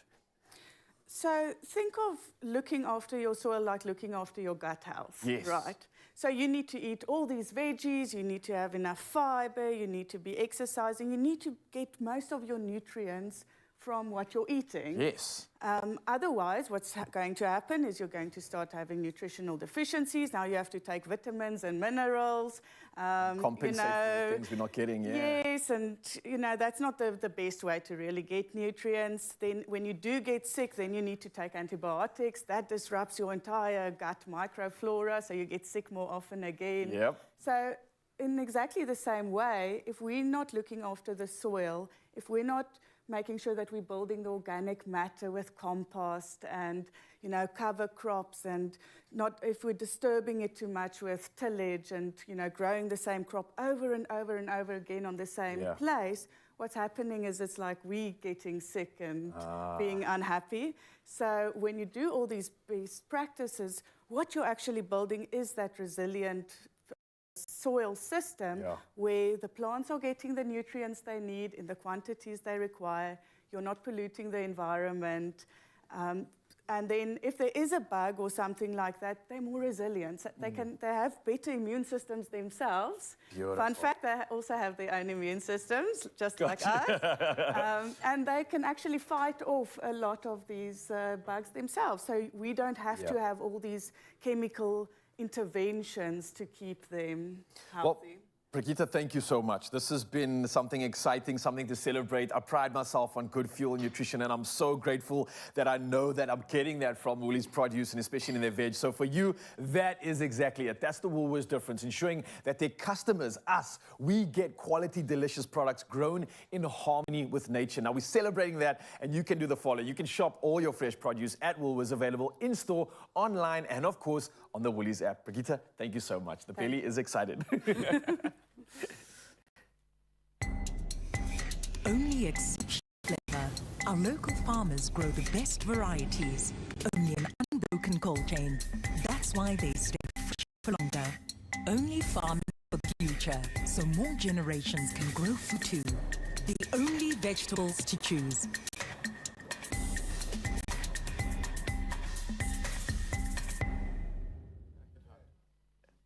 So joining us on the Expresso stage is Bongeziwe Mabandla, multi-award-winning artist that is known as the enigmatic spirit of African soul, with 4 acclaimed albums, performed an array of national and international stages, and I think this is going to be a beautiful moment over here. Also, I'm going to help him play today.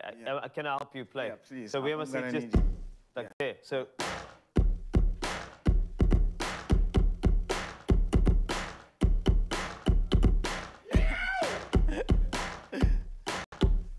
Thank you. Sorry, we're actually starting a band, Bongeziwe and Carl. We're going to sell CDs outside for 5 rand. Bongeziwe, welcome. It's so good to see you again. Thanks for having me. And it's so great to see. So if you want to get some background on Bongeziwe, it was like 2012, Umlilo came out, right? With Tiago Correa Paulo, and was the instrumentalist who went on to create 3 albums. That is fantastic. But of course, for you, starting off on that part of your life, how has the music evolved from that time?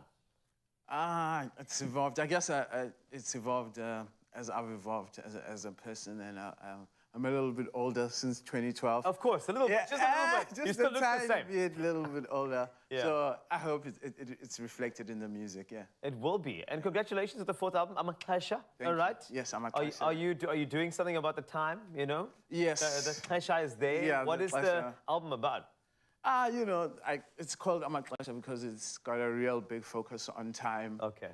But mostly it's about relationships and, people and that connect to us. Sure. And you're going to have to hit falsetto this early in the morning, which is going to be crazy. I can't wait for you to hear this. Noba Bangatini is the first song from this incredibly talented individual. I'm going to put this down because I'm tempted to help him play, but I'm not going to do that because we actually want real talent on your Feel Good Breakfast show. This is Bongeziwe Mabandla for you. This is Noba Bangatini. Enjoy.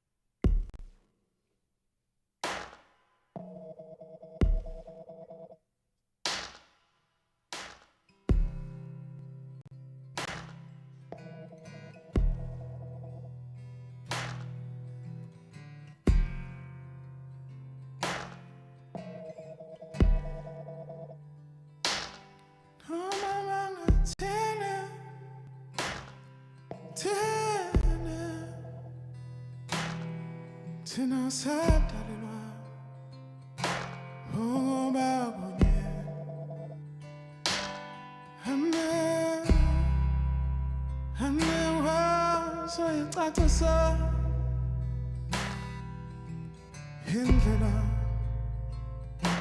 yeneva ngayo kantona mama ngathini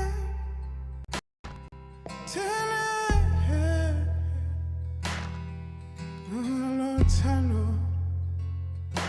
lwenyani yolo ngamunga ekhahando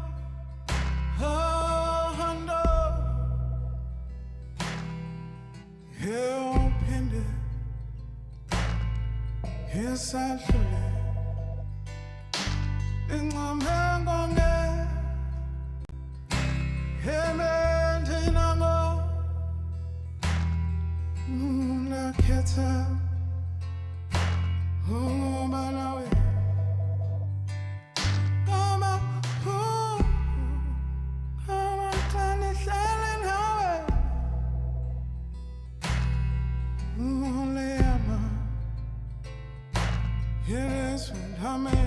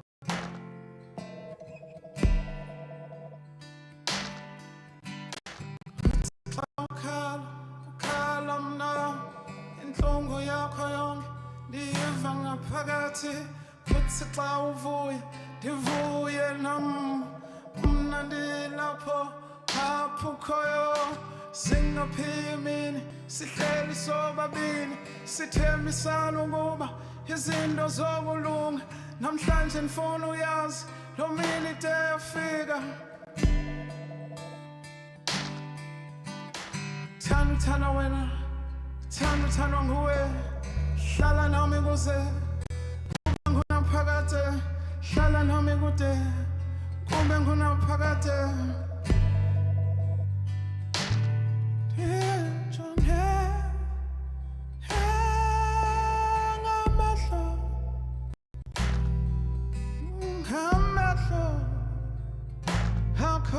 How much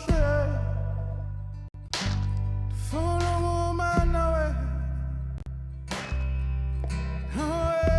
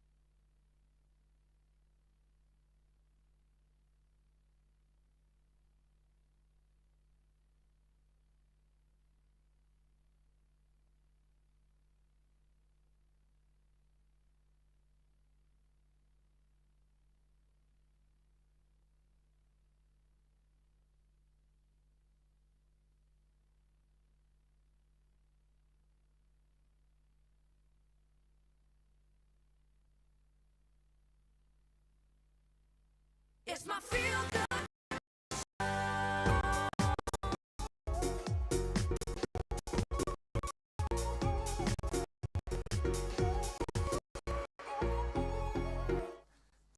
Good morning again, South Africa. We're back in the kitchen for the last, but promising to be the best installment of the Culinary Hotline Bling.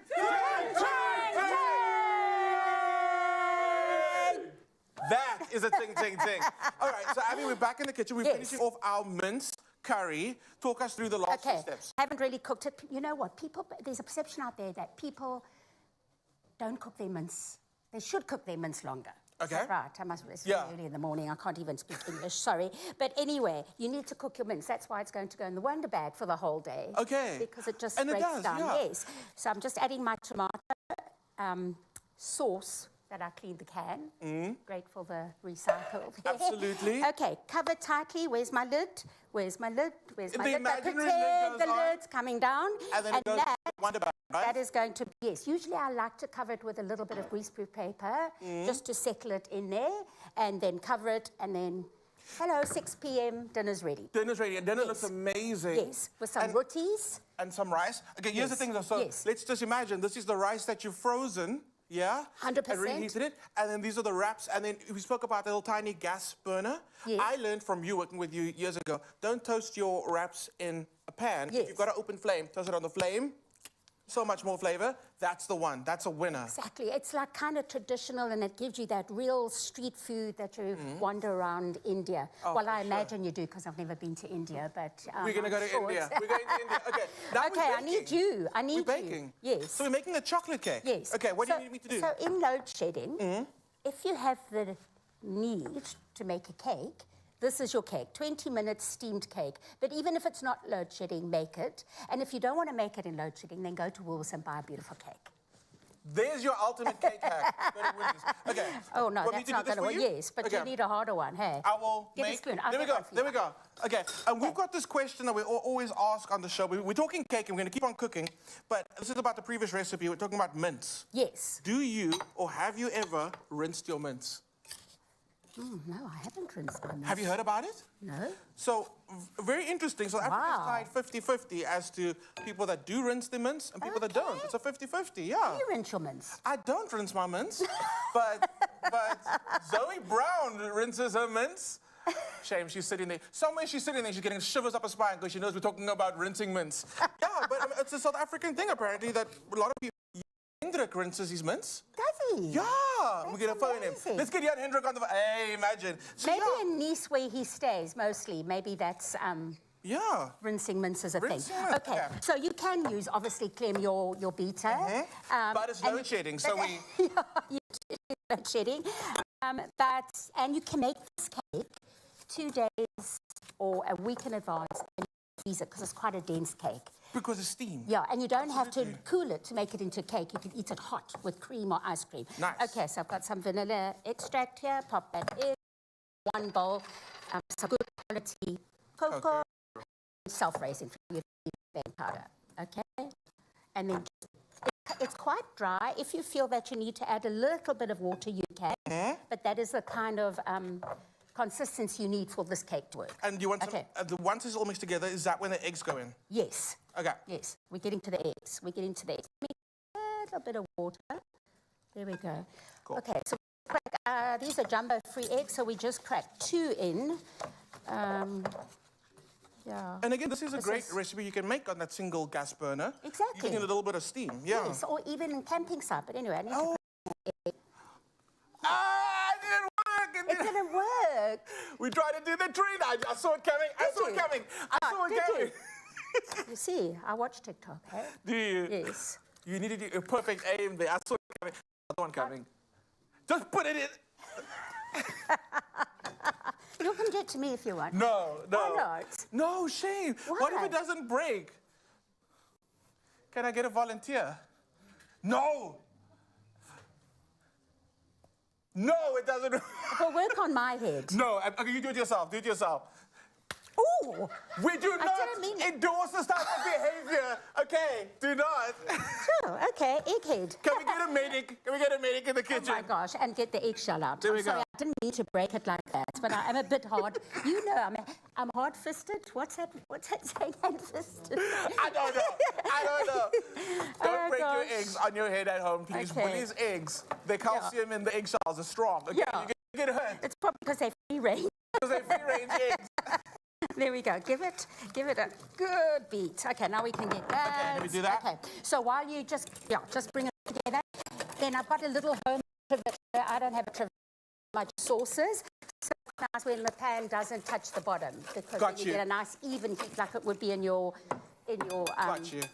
oven. So just pop that down. And I also heard you put a coin in the water. Really? If the pot runs out of water while it's busy steaming, the coin will start rattling, and that's when you know it's time to add more water, in case you do run out of That's water. so Yeah. clever. Okay, this is greased. Ooh, this is not greased. Okay, hold on. I thought we could cheat on TV. There we go. Okay. A little bit of grease. Huh? You could line the bottom of. Ooh, With some listen to baking it. It's paper? talking to us. There we go. Okay, pop it in. And you say the steams for 20 minutes? Yes, can you believe it? No, that's amazing. I know. Okay. But so- you can't just put it like that, otherwise it will be very wet and everything. We have to wrap it. You know those good old-fashioned steam puddings? Yes. Pudding bowl from Queen Elizabeth, whatever times. I still make those. So lots of layers. Okay. Hold on. So lots of layers, and then string, or we've got elastic bands, and then we make sure that's covered. And then I would put another layer, but of foil. Of foil, okay. Yeah. So let's do that. Perfect. There we go. There we go. Steam, and it comes out looking like beautiful. a little present. Fill the pot. Down you go. Cover tightly. 20 There we go. minutes. All we have to do is add, for the final steps, a little Guess bit what of the this icing is? on the top. Guess what that is? Oh, it's Nutella. Yes. Of course, yes. Nutella over the top. I love that. Yeah, so this, obviously it's a little wonky. That's fine. Okay, let's go for it. Have you got Yes. a little knife there? We've got 5 seconds to do this. Oh, do Abby. it, do it. Go, you go, Abby. So Africa, while Abby's busy getting this done, I want to thank you for being part of today's Coloring Hotline. Send us voice notes of what you'd like our topic to be, and who knows, you might see it next on the Coloring Hotline. Bling! I love it. Having the culinary A-team in studio, we of course have to have a little bit of fun with our Samsung Galaxy Z Flip 5 phone. It's the foodie edition. We want you to join the flip side, and we're going to have a whole lot of fun creating some behind-the-scenes footage. And I would say that it can take you as close to the food that you can almost taste it, but you can't. But I can actually go and taste it. Is this just for me? That's just for me. I love you, guy. Oh, my word. Oh, my word. You're not getting this back.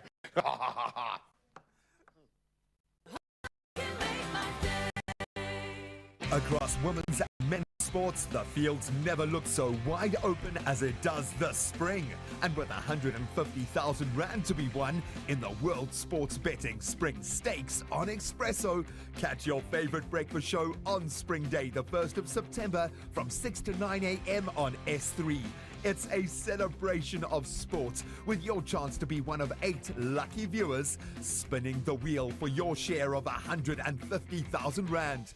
Plus, World Sports Betting account holders, your spin and win winnings will be matched with free World Sports Betting vouchers, only on Expresso.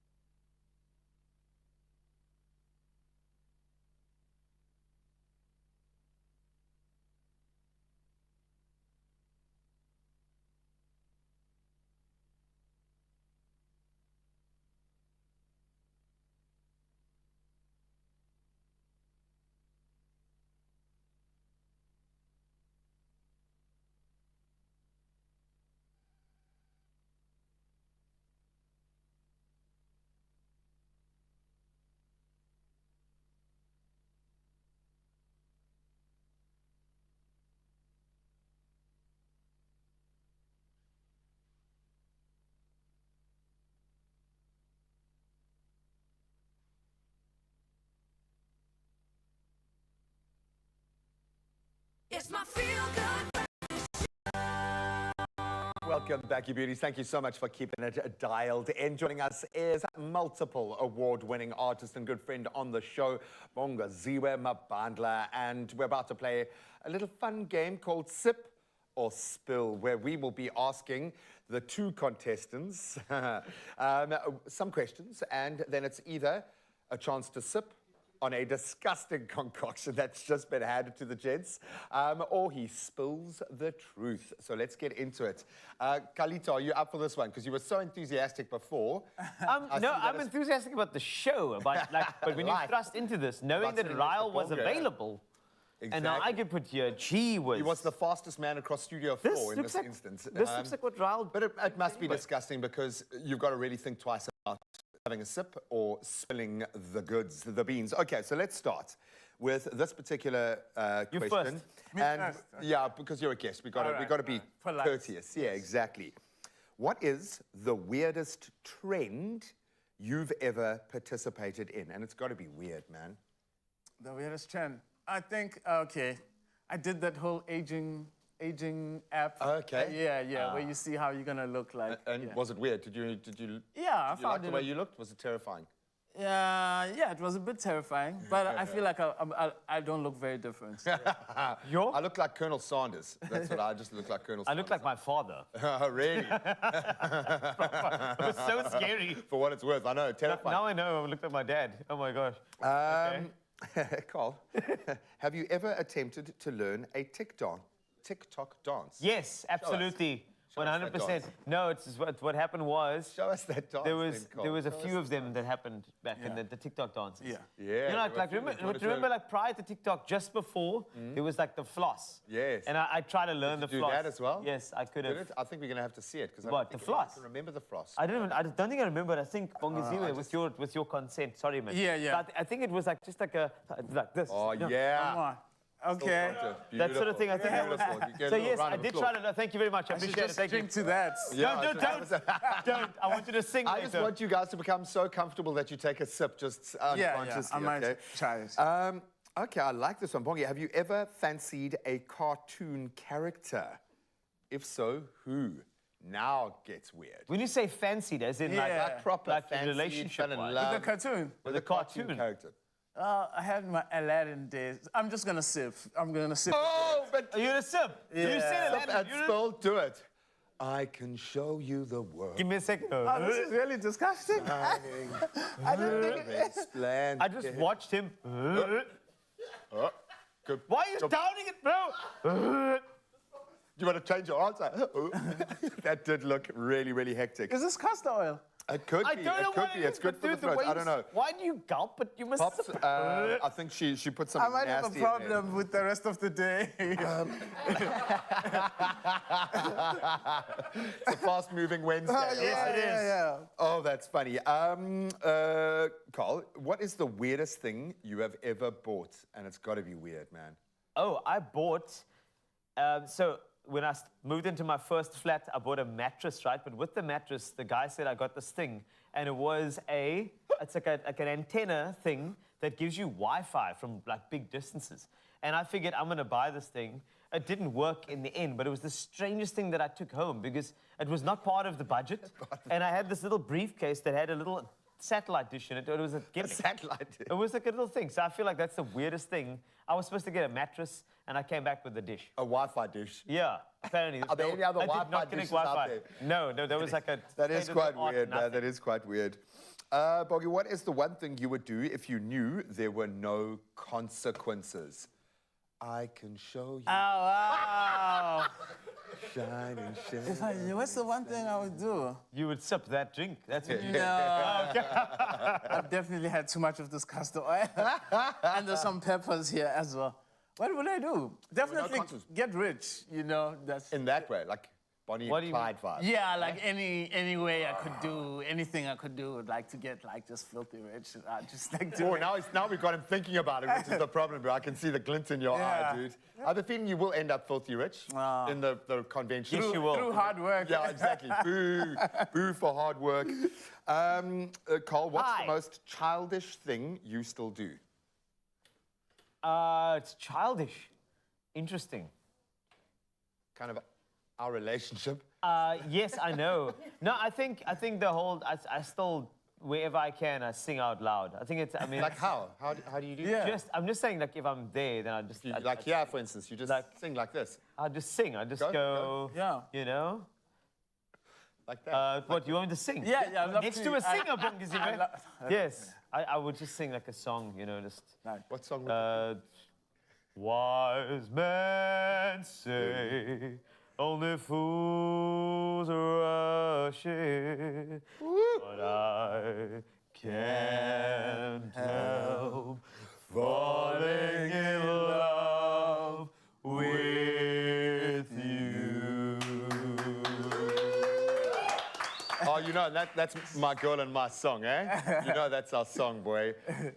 You didn't need to sip, but I'm glad you did. I just wanted to taste it. Ladies and gentlemen, welcome to the game where there are no winners, except you at home for being able to see that. Thank you for playing along. Thank you for being vulnerable. And thank you for spilling the beans. Time to get back into the real news with Ralph. Wow. Well played, gents. I think I was the winner there for not being able to participate in that one. But for now, I'm going to participate in official duties, and it's just gone on the hour. It's 8 o'clock, perfect timing, and we'll start off with national news headlines. Now, President Cyril Ramaphosa took to the fight against gender-based violence, that's known as GBV, to young men and boys in Soweto yesterday morning. Now, a GBV prevention initiative called What About the Boys was part of an indaba. Now, Ramaphosa said absent fathers were one of the major causes for the high incidence of gender-based violence in South Africa.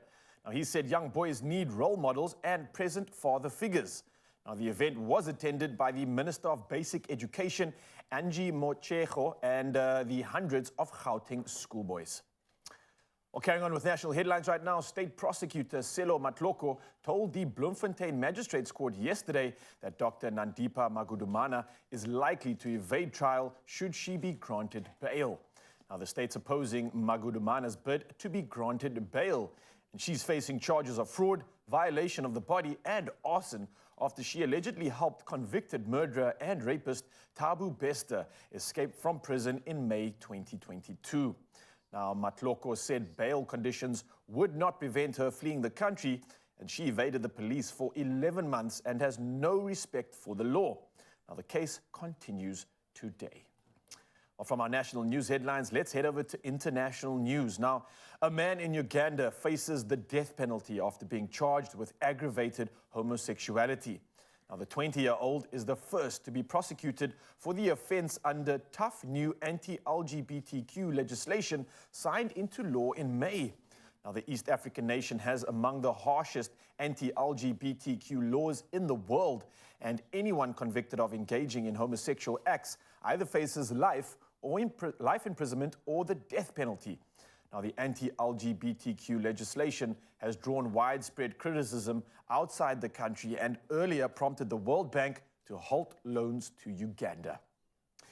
Well, sticking to international headlines right now, and something that's baffling many, and doctors especially, who performed an MRI scan on a 64-year-old Australian woman after she'd suffered memory lapses and noticed an atypical lesion at the front of her brain, which turned out to be an 8-centimeter roundworm.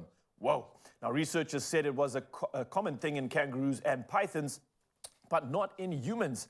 An infectious disease expert, Sanjaya Senayaka, said, with a quote, "This is the first case involving the brain of any mammalian species, human or otherwise."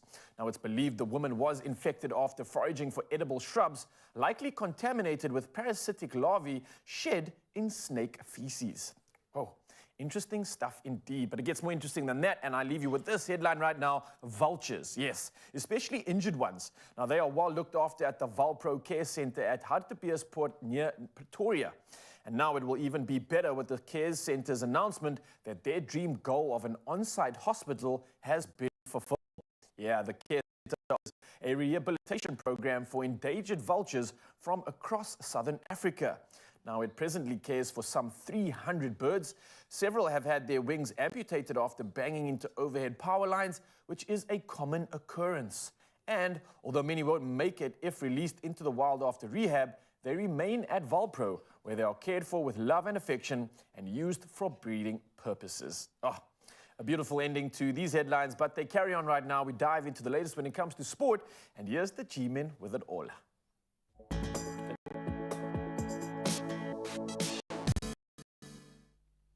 Thank you so much. Well, let's get excited about cricket, and I think none more so than dynamic batsman Tristan Stubbs, who is now set to assume wicket-keeping duties as a rejuvenated Proteas squad welcomes Australia in their initial match of a 3-game T20 international series spanning the next 5 days at Durban's Kingsmead Stadium today. Yes, expect work attendance to be on an all-time low this week. Notably, key players such as Quinton de Kock on screen right now and our pace man Kagiso Rabada being rested for this rapid series, which of course sets the stage for the 5 one-day internationals leading up to the Cricket World Cup's commencement in India on October the 8th. This is the kind of preparation we need. Now we turn to football and a story evolving off the pitch now. Liverpool's defender and captain Virgil van Dijk is facing charges for inappropriate conduct after his sending off during Sunday's match against Newcastle.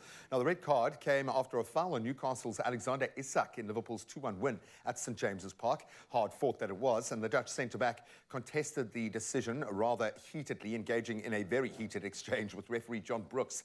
Now presently under a 1-match ban, he'll miss the upcoming Aston Villa game, but his suspension might escalate due to a Football Association charge now yesterday for using disrespectful language towards the officials. So we'll certainly watch that space. And likewise, watch this space down in the Cape, as Western Province Rugby's General Council is scheduled to convene today for a groundbreaking equity proposition aimed at securing a prosperous future for both professional and grassroots rugby in the region. So the pioneering deal set with Red Disa Investment is poised to elevate the Stormers in the URC and the Champions Cup at the top tier, then reinforcing Western Province's historic stature in the Currie Cup as a feeding system. And with backing from the Stellenbosch LaRue family, it's probably going to fly. This partnership stands as a significant investment. Hopefully, it'll go on to foster local talent development and global competitiveness, as I said, on the top tier. Now let's talk about top-tier tennis, and in the hopes that we will have an African connection. Tunisia's Ons Jabeur triumphed over a bit of a health concern to secure a spot in the US Open second round yesterday.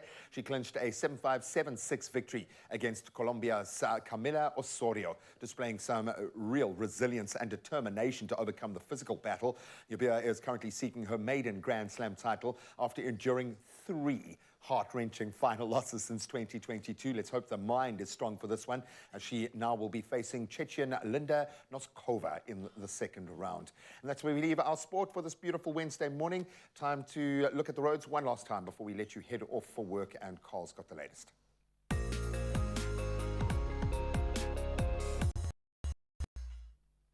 I do indeed. Let's get you to work. Now, in Brits Northwest, let's start there. There has been an accident on the R511 by Casa Grande. Please try avoid this route and plan accordingly. Then in Bellville, Cape Town, there's heavy congestion on the R300 northbound at Old Paul Road. Expect delays if you are heading to work. That's what I have for you for now.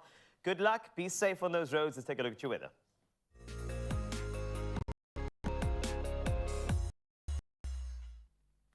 All right, starting off with weather news, the NSRI is appealing to the public to be cautious around the coastline during the full moon springtide that has already begun and peaks during the full moon period, which is today and tomorrow. This blue moon, a blue moon is a rare second full moon during the same month, will be a super one, thus closer to Earth than normal. And this one will be the largest full supermoon of 2023. Of course, it coincides with the planet Saturn that can be seen in the sky near the moon in her planetary position closest to the Earth for 2023. Moreover, as per normal, this full moon brings spring tide, where high tides higher than normal and low tides lower than normal, and can have an increased effect on the strength of rip currents. So be cautious, says the NSRI. And of course, if you want to check it out, this only happens once in a blue moon. Now let's take a look at your temperatures. And starting off in Polokwane, as always, 6 rising to 22. Bombela, you wake up to 10 degrees Celsius this morning. 25 is the high. Pretoria, 9 rising to 24. Joburg, 8 to 23 for you. Let's head on over to Mahikeng. Good morning. 8 up to 25. Klerksdorp, same max, 25 from a low of 7. Kimberley, 12 to 26. And then Bloemfontein, 7 to 24 degrees Celsius. Richards Bay, you can expect a lekker warm day. 27 is the high from a low of 16. Pietermaritzburg, even warmer. 29 is the high. No precipitation and an 11-degree minimum. Durban, 16 to 25. And Mthatha, 10, rising to a very summery 31 degrees Celsius. In Monty, you can expect as a minimum to a max of 28. Cradock 9 to 30. Gqeberha, you've got 16 to 32. And then George, you can expect 29 as your high from a low of 12. The Mother City, Cape Town, 13 to 21. Worcester, 10 to 29. Sutherland, 9 to 23. Uppington, 16 up to a max of 30 degrees Celsius. Let's wrap things up when it comes to sunrise views. I love seeing these. And let's start with Omi. This is in Kymoth, and of course sharing this lovely view. Look at that. That is absolutely gorgeous. It's like you want to just take leave immediately. HR respond, please. Then Viz in Sazela Beach sharing an incredible view with his feel-good breakfast show vibe. I mean, look at that. It does look like it's a very, very high-definition camera. Well done, Viz Belay. We appreciate you. Amanda in Mully Point, exploring and enjoying nature, of course, bringing us a calm view of the sea. You want to meditate on that and think about all the grateful things in your life. It's beautiful. And then Andy in Switzerland, all the way in Switzerland, nogals, bring us the real feels of stunning, bright blue skies. This is absolutely wonderful. That cloud actually looks like it's not real, but that is in Switzerland. So I love that. You know what? It just shows you that no matter where you're watching the Feel Good Breakfast Show from, you can send us sunrise views. So please feel free. 063-408-8863. We'd love to see it as we get on to more action, and Raul's going to run it down for you. Yes, more action. I see your sunrise views, and I'm going to raise you some hacks. Yes, load shedding hacks coming at you just a bit. The one and only Danny Cohen is here to dash at Danny, and she's going to be absolutely serving us with all the things that we need to get organized and ready for load shedding. And she's come through with some exceptional hacks already, so I know this one is going to be good. And on top of that, we're going behind the scenes in the kitchen. Yes, BTS moments showcasing that new flip mode. It's the Samsung that we are diving into. All this and more in your Feel Good Breakfast Show. Mzansi, don't go anywhere. See you soon. Crouch, touch, but don't you dare pause. Because when you buy any of our favorite Clover products, keep the till slip handy and catch the Expresso Breakfast Show every weekday morning for more details on how to enter. While the box is battling for rugby's great prize, you can win your share of 80,000 rands worth of Weber Prize. So engage and win with rugby's greatest moments, brought to you with love by Clover.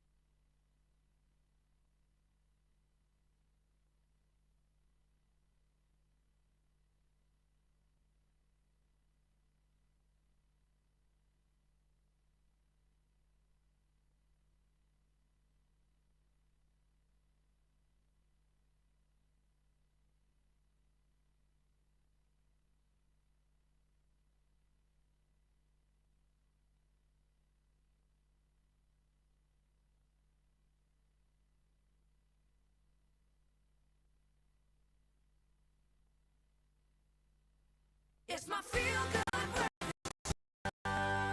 Yeah, Mzansi, welcome back. Feel Good Breakfast Show, middle of the week, but it feels like a Friday because we're getting served with so much good stuff. And joining us this morning is professional organizer and interior designer Danny Cohen, founder of Dash of Danny, and she recently gave us some incredible kitchen organization and storage advice hacks. Today, she's doing something a little bit different, and this is where we're talking about home hacks that will make it easier for all of us to tolerate load shedding. Yes, it's becoming a pain, and being as prepared as we can for each period of load shedding, especially when on a budget, makes the rest of our day a little bit more stress-free. And I know a lot of us are getting caught out. So, Danny, how are we doing this morning? Good, and you? I'm so good, excited, because the last time you were here, I was blown away by all the hacks. I've already incorporated a lot of it, so I'm hoping I can add a few of these new hacks to the arsenal. So let's dive straight into it. Load shedding, it catches us by surprise quite often. Let's talk about organization first. Why is it important to be organized and be prepared for load shedding? What do you got in that department for us? I mean, load shedding is officially part of our lives. It's official, yeah. It's part of our lives. It's not going anywhere right now. And obviously being organized, I like to make sure that I have the staples to get through load shedding, whether it's 2 hours or 4 hours. As you know, you get that stage 2, a minute later you're on stage 6. So you want to know that you're prepared. So this is like Danny's list of delights. Excuse the pun. You said it there. You said it there. Okay, cool. So let's go through this. What have you got for us? All right, so we've got organization. Let's talk about, I want to drink something warm. There's still those cold nights coming through. I don't have electricity. I can't use the kettle. What do I do? Okay, so usually when Eskom sends you that 55-minute, 5-pass message that we all love, usually I put a time on and I'm like, right, 5-2, I boil the kettle. The best thing to do is get like little thermostats, flasks. This is actually so cute because it's like a little mini kettle. I thought it was a kettle, actually. I know, how cute. Oh, so that's a flask. Yeah, it's a flask, but it looks like a kettle, which is so nice. Smart. And it's like a 1.5, so it actually fills a couple of glasses. So a couple cups, maybe cups of one tea cup and for someone like coffee. G, but for the rest of us, that'll feed an entire family. Exactly. Exactly. So these are absolutely love. What's nice about this is that now we're going into summer. It's getting a bit warmer. Yes. So this also has cold water as well. You can put ice in it, and it also keeps stuff warm and cold stuff cooler. Hey, I like that. This is something you could kind of like do beforehand and know that, I know generally these things stay hot for quite a while, right? Yes, generally about between 2 to 4 hours, so perfect for Nice, okay, for that load makes shedding. sense. I didn't even think about that. I was just like, oh, okay, well, I'll just deal then. All right, next one, moving on from that, all right, we got like warm drinks, but what happens when we want to warm ourselves up? So obviously we can't have our electric blankets on, etc., etc. So hot water bottle. Okay. So literally, and once again, if you need to rewarm it, You've got the warm water from, okay, I see what you're doing. You've got your flask. It's like a collab. collab. Exactly, so it all works together. But these generally last. If you fill it a few minutes before, they generally last. These things are so like pertinent. They work so well. Exactly. We use these when we sometimes are lifeguards and we swim in the ocean in the Atlantic side. Oh, it is freezing. It's like 8 degrees, 6 degrees. Now, can You pop this in like your vital areas, like underneath the arm, in the groin, where the body loses its it warms you up instantly. I'm just thinking like just sitting on the couch having one of these like wrapped around me. It's like the best pillow ever. No, literally, it is the best. They really are the best. I love it. So we warmed up the tummy with the tea. We warmed up the body. How do we like... What's the one biggest thing that we can't do? We can't see in the dark, right? So like, let's talk about lights, I guess. How do we combat lights? How do we stop ourselves from stubbing our toe and banging our fingers again? What do you got for us in that department? You can obviously go the romantic route, candles, which I love anyway, ambiance. of course. Yes. Exactly. Or obviously, I'm sure this looks familiar to every single body. I think everybody's aware of the style of light at the moment. Everybody has one of these. And it is really vital. I believe you can charge your own things on this as well. Yes, so usually like the night before or whatever, when there's no load shedding, usually prep and you put it on charge. I usually leave mine on charge most of the time, just to know that I am prepared. Yeah, so you got that emergency light kind of like plugged in and it's kind of ready whenever that light goes off. I love that, Yeah, so I live for that. These are also super cute. They're battery operated as well. It's quite bright, so I'm not going to blind us. They're super cute, and you can hang them in cupboards or pantries or wardrobes, especially first thing in the morning. You can't see anything. these are the best. I love them. Awesome, and then you don't have to like run around with this thing all over the house. And No, then when exactly. one person needs to go to the bathroom, it's like, oh no, exactly. who gets the light? Yeah, which has been happening. I love These this. are really Okay, cute. all right. Yeah, thank you so much for coming through. This is definitely you've set the bar when it comes to your hacks, and you've definitely continued with that. Of course, we're going to dive into another conversation with Danny in a bit, but Danny has definitely made us start to think out the box this morning. And as South Africans, we are obviously resourceful and inventive in times of necessity. And what trick do you have that you've maybe learned or created that helps in the home and just kind of makes life during load shedding better? Come through and let us know, and maybe you can share that hack with us. But Danny is going to be back. We're going to have more of this dash of Danny load shedding hacks in just a bit. So don't go anywhere. It's time to get behind things. Yeah, of course, behind things means behind all this enticement. We're going to be talking about more hacks later on. Is that, Yes, that what I've got more hacks. Okay, more hacks Super coming at prepared. you. I'm absolutely here for this. Not only is it that thing about hacks that Danny's coming through, but again, like I asked you on social media, maybe you have something that Danny hasn't covered that we'd like to share with us. Please bring it on, Mzansi. We'll take anything that's going to advise us to get better when it comes to this load shedding issue that we're dealing with. It's a norm, it's here to stay, so clearly this one is here to serve us.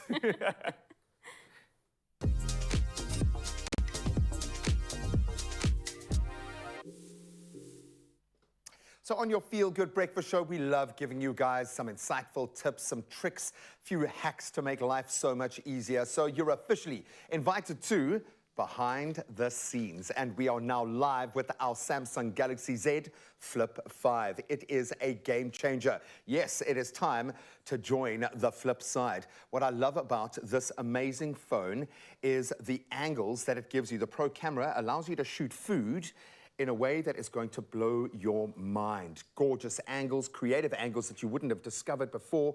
You can use this incredible device to tell a story of your foodie journey. You can capture the colors, the insane shapes. What is that? Is it even from our planet? And you can show the full picture. What was that outside? And then this can happen. Am I terrified? Am I scared? No, I'm not. Dun, dun, dun. Let's try not to turn it off because it is still working, because of course the Galaxy Flip 5 is waterproof. Look at that. And I'm still there with a little bit of mist to add a little bit of extra drama to it. Absolutely beautiful to see what you can do behind the scenes. While I dry this, you can think about what you could do being able to go behind the scenes. There's our beautiful team, and create yourself. Absolutely amazing. We want you to expand your creativity. Let's clean that little lens there. Yay, look at that. The colors are crazy. We want you to untap, to get into that creative potential, but you need to have the right tools. So devices are an investment in your future, especially if you're a content creator like this. And Samsung is giving you guys the chance to hashtag join the flip side and win a Samsung Galaxy Z Flip 5 of your own, valued at 27,999 Rand. All you got to do is simply reply to the competition post on the Expresso Facebook, Insta, or Twitter pages and tell us what your favorite feature of the Samsung Galaxy Z Flip 5 is, and that you would use, how you would use this in the most creative way. And don't forget to use that hashtag Galaxy Z Flip 5 and hashtag join the flip side. And that competition is going to be closing the 3rd of September, so you don't have a huge amount of time, so you better get on it. And all the best of luck. Da, da, da. Look at that.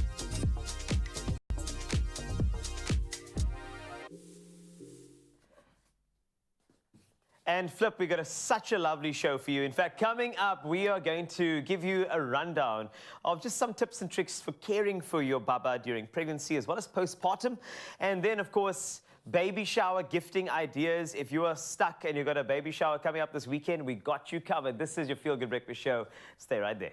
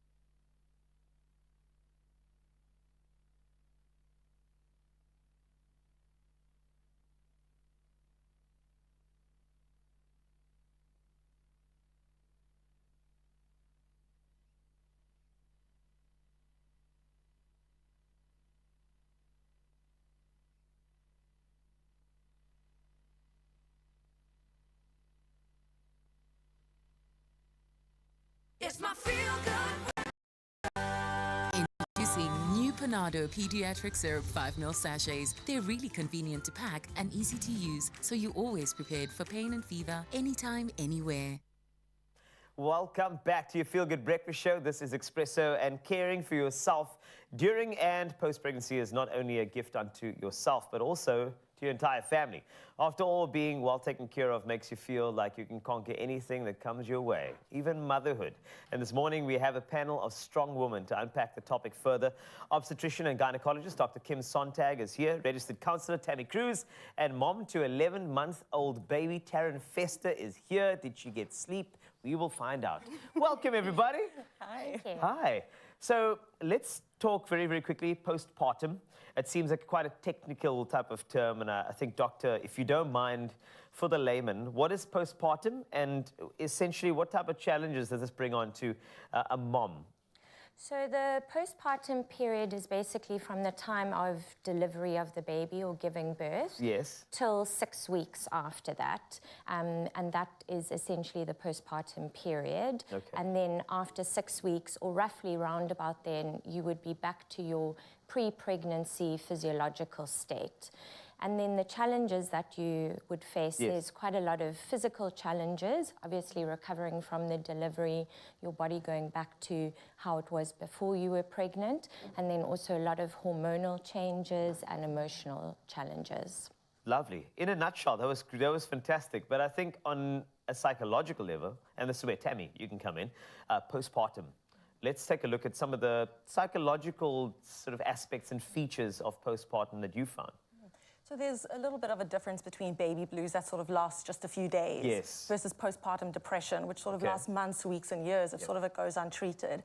Whether you had a really easy pregnancy or your journey to motherhood was complicated, this can affect anybody. We're looking at mood swings, irritability, excessive crying, just completely feeling overwhelmed by the weight of being a mother and sort of struggling to take care of yourself and baby's needs. It's really a challenge after that. It can be for moms at least.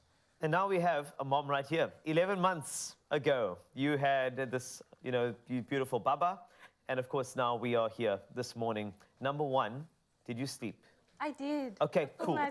Okay, thank goodness. All right, that's all I wanted to know in the beginning. But I did. Why is it important for you to, you hear these aspects, okay? And I'm sure that was explained to you, you were aware of it. But caring about yourself and actually being very, very deliberate and intentional about caring for yourself, especially knowing, I know it's 11 months on, but still, there are still challenges that pop up. You know, I did mention for some, sleep.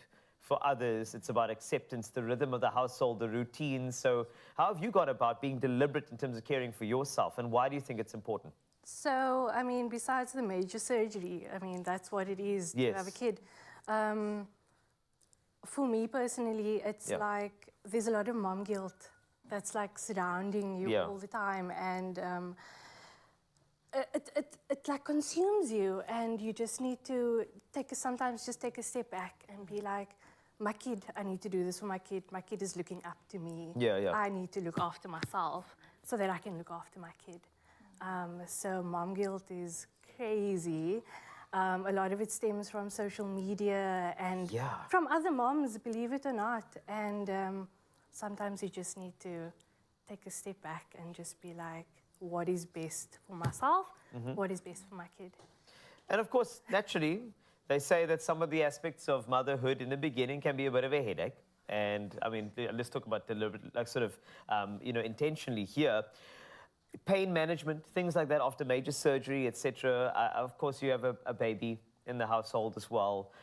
Surely you need to look at some of those, you know, pain relievers that will be able to assist in the event that there is something that pops up as well. So, doctor, from your side, what are some of those things that you think could assist in that particular way, whether it be, you know, remedies for instant pain relief, or just, you know, managing it along the way, even 11 months down the line? I think straight after the delivery, it is important to have adequate pain relief and analgesia, which your healthcare provider should prescribe for you. Whether you had a vaginal delivery or cesarean section, I think you can have pain with both of those deliveries. It's very important to not be in pain. When you're in pain, you are more irritable, you're not going to function at your normal level. So caring for yourself and your newborn baby is going to be quite challenging. later on down the line, a lot of ladies might struggle with back pain, headaches, things like that. So to make sure that you're going for regular checkups, postpartum is very important. So I usually recommend being seen at least 1 week after your delivery and 6 weeks, and then taking it from there. And that is obviously the pain aspect, quite physiological, but then we have the psychological aspect. I've heard, you know, Taryn mention mom guilt and that sort of thing. And definitely, psychologically, there are psychosomatics that connect to pain versus your mind. So in terms of looking after yourself in that particular way post, almost managing the psychological pain and the guilt, what are some of your tips that you'd give to moms during the period, whether it be 11 months down the line or even quite recent? I think that, you know, in that period, it's so easy for moms to feel quite isolated. And that also happens with postpartum depression. And having an absolute team behind you, it could not be more important. Having a doctor that you trust, a partner that you feel supported by, and friends and family who can really be that sort of army for you is the most important tip that I could ever give. That's wonderful, and I think it's so important. So, I mean, it's great to have that team behind you. I hope that you, Taryn, got a good team behind you, support structures, and even a good counselor or psychologist is always very, very healthy as well. But just in terms of paracetamol, let's go back there for a second. Amongst all of this, I just wanted to know about paracetamol and obviously moms, you know, to these newborn babies. You know, I just wanted to find out a bit more about, you know, using paracetamol. And that particular connection, especially with regard to, you know, headaches, pain relief. Paracetamol is an amazing medication, and it can be safely used both in pregnancy and afterwards while breastfeeding. There you go. So it is one of the only medications that we know is completely safe. Lovely. That's exactly what I wanted to ask. Because the thing is, it's about managing pain and, more importantly, not feeling overwhelmed. And even if you are feeling overwhelmed, there are counselors there to assist. A beautiful family unit as well. And that's why, I mean, as you heard, Taryn, I feel like this conversation has been for you in a lot of ways too, and any other new mom out there too, just to make sure you know that there's always assistance, there's help, and there's really strength in motherhood. I find that the narrative often is that when you have a baby, suddenly there's a weakness, that there are things that you can't do, but you know, there are so many things, so many virtues that come out of there that we have to strengthen with support and care and help. So thank you so much, Doctor, for your advice as well, and to you, Tammy, as well, and Taryn for coming through. Thank you. I'm glad you're getting rest. I can tell you are getting rest. It's fantastic. It's wonderful. But creating a safe space to discuss such sensitive topics is as important as using the right medication for yourself and your baby as you go on this journey of motherhood. As we end off Women's Month, do remember you are a strong woman. There's assistance. Get your unit around you and continue living a life that is empowering and empowered by you. Look in the mirror and know that there's value right there, no matter what you go through. Being a parent can be challenging, but stepping out is when things get real complicated. That's why new Panado Pediatric Syrup 5ml sachets are here to make the job easier. They're really convenient to pack and easy to use, so you're always prepared for pain and fever, anytime, anywhere. Panado, a dose of care. Thank you so much, team. Gestures of love in this space that will make all the difference for big milestones to come. We're about that on this show, and we love the babies. Woolworths baby buyer Simone Govan now joins us in studio to make sure that the mommies and daddies to be are geared up and ready to celebrate every milestone with their little ones. And of course, I've spent the last 10 minutes giving her the usual unrequited parental advice that every woman who is expecting. So congratulations. Thanks so much, Graham. Really, really cool. Yes, everyone, she does look a lot like Zoe, and we were doing a few double takes, okay, but it's not Zoe 2.0. So good to have you here. I'm sure you must be thinking a lot about these milestones now. You play in the most beautiful cuteness overload space ever.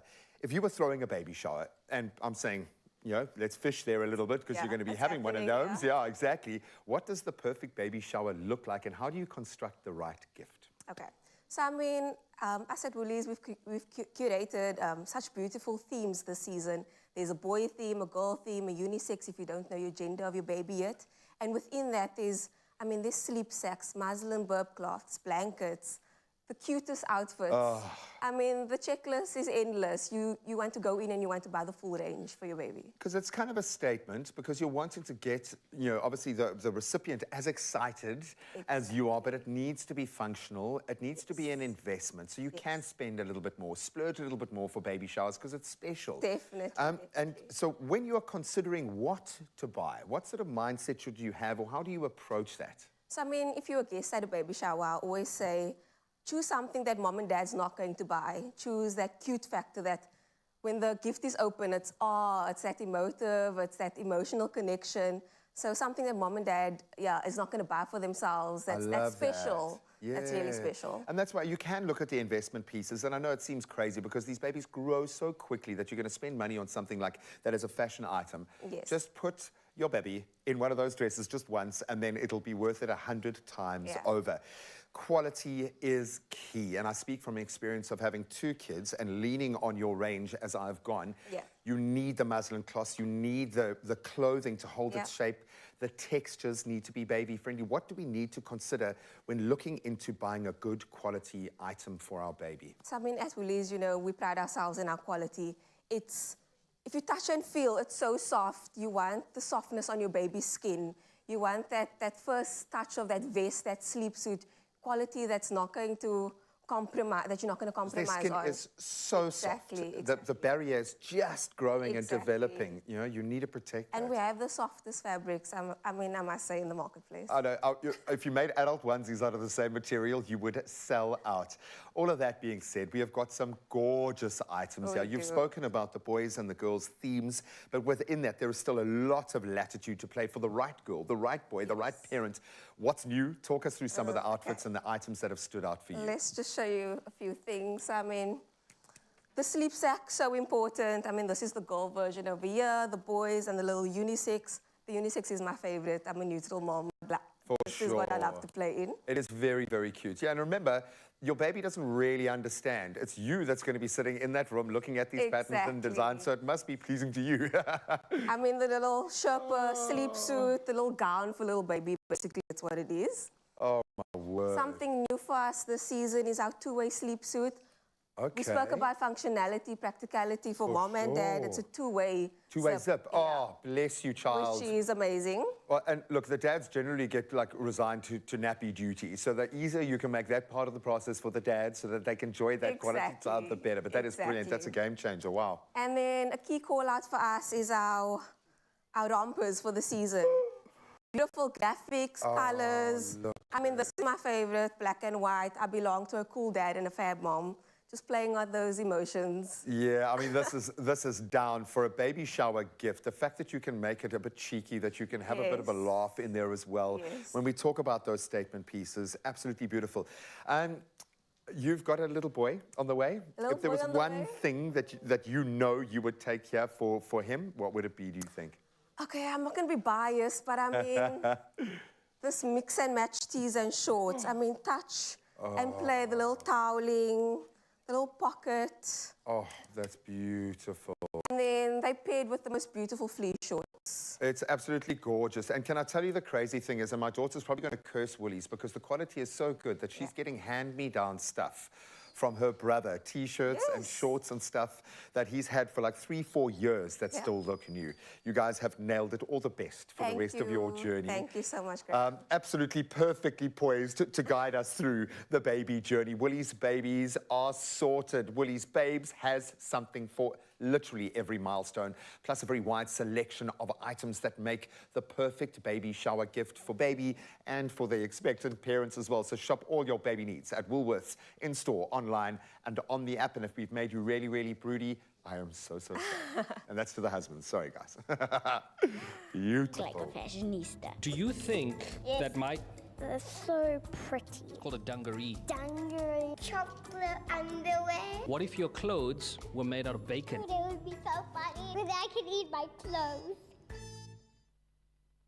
Yeah, looks like suddenly everybody's brooding out here in the studio. I love that conversation, but here's a reason for you to not go anywhere. Yes, we are still bringing you some more life hacks, and that it comes to load shedding. Of course, Danny Cohen is still standing by. That's a dash of Danny. And then an interesting question for all of you. Is it going to be about a big salary or a good location? What's it going to be? We'll find out this and a whole lot more on your Feel Good Breakfast show in just a bit. Don't go anywhere. See you after this.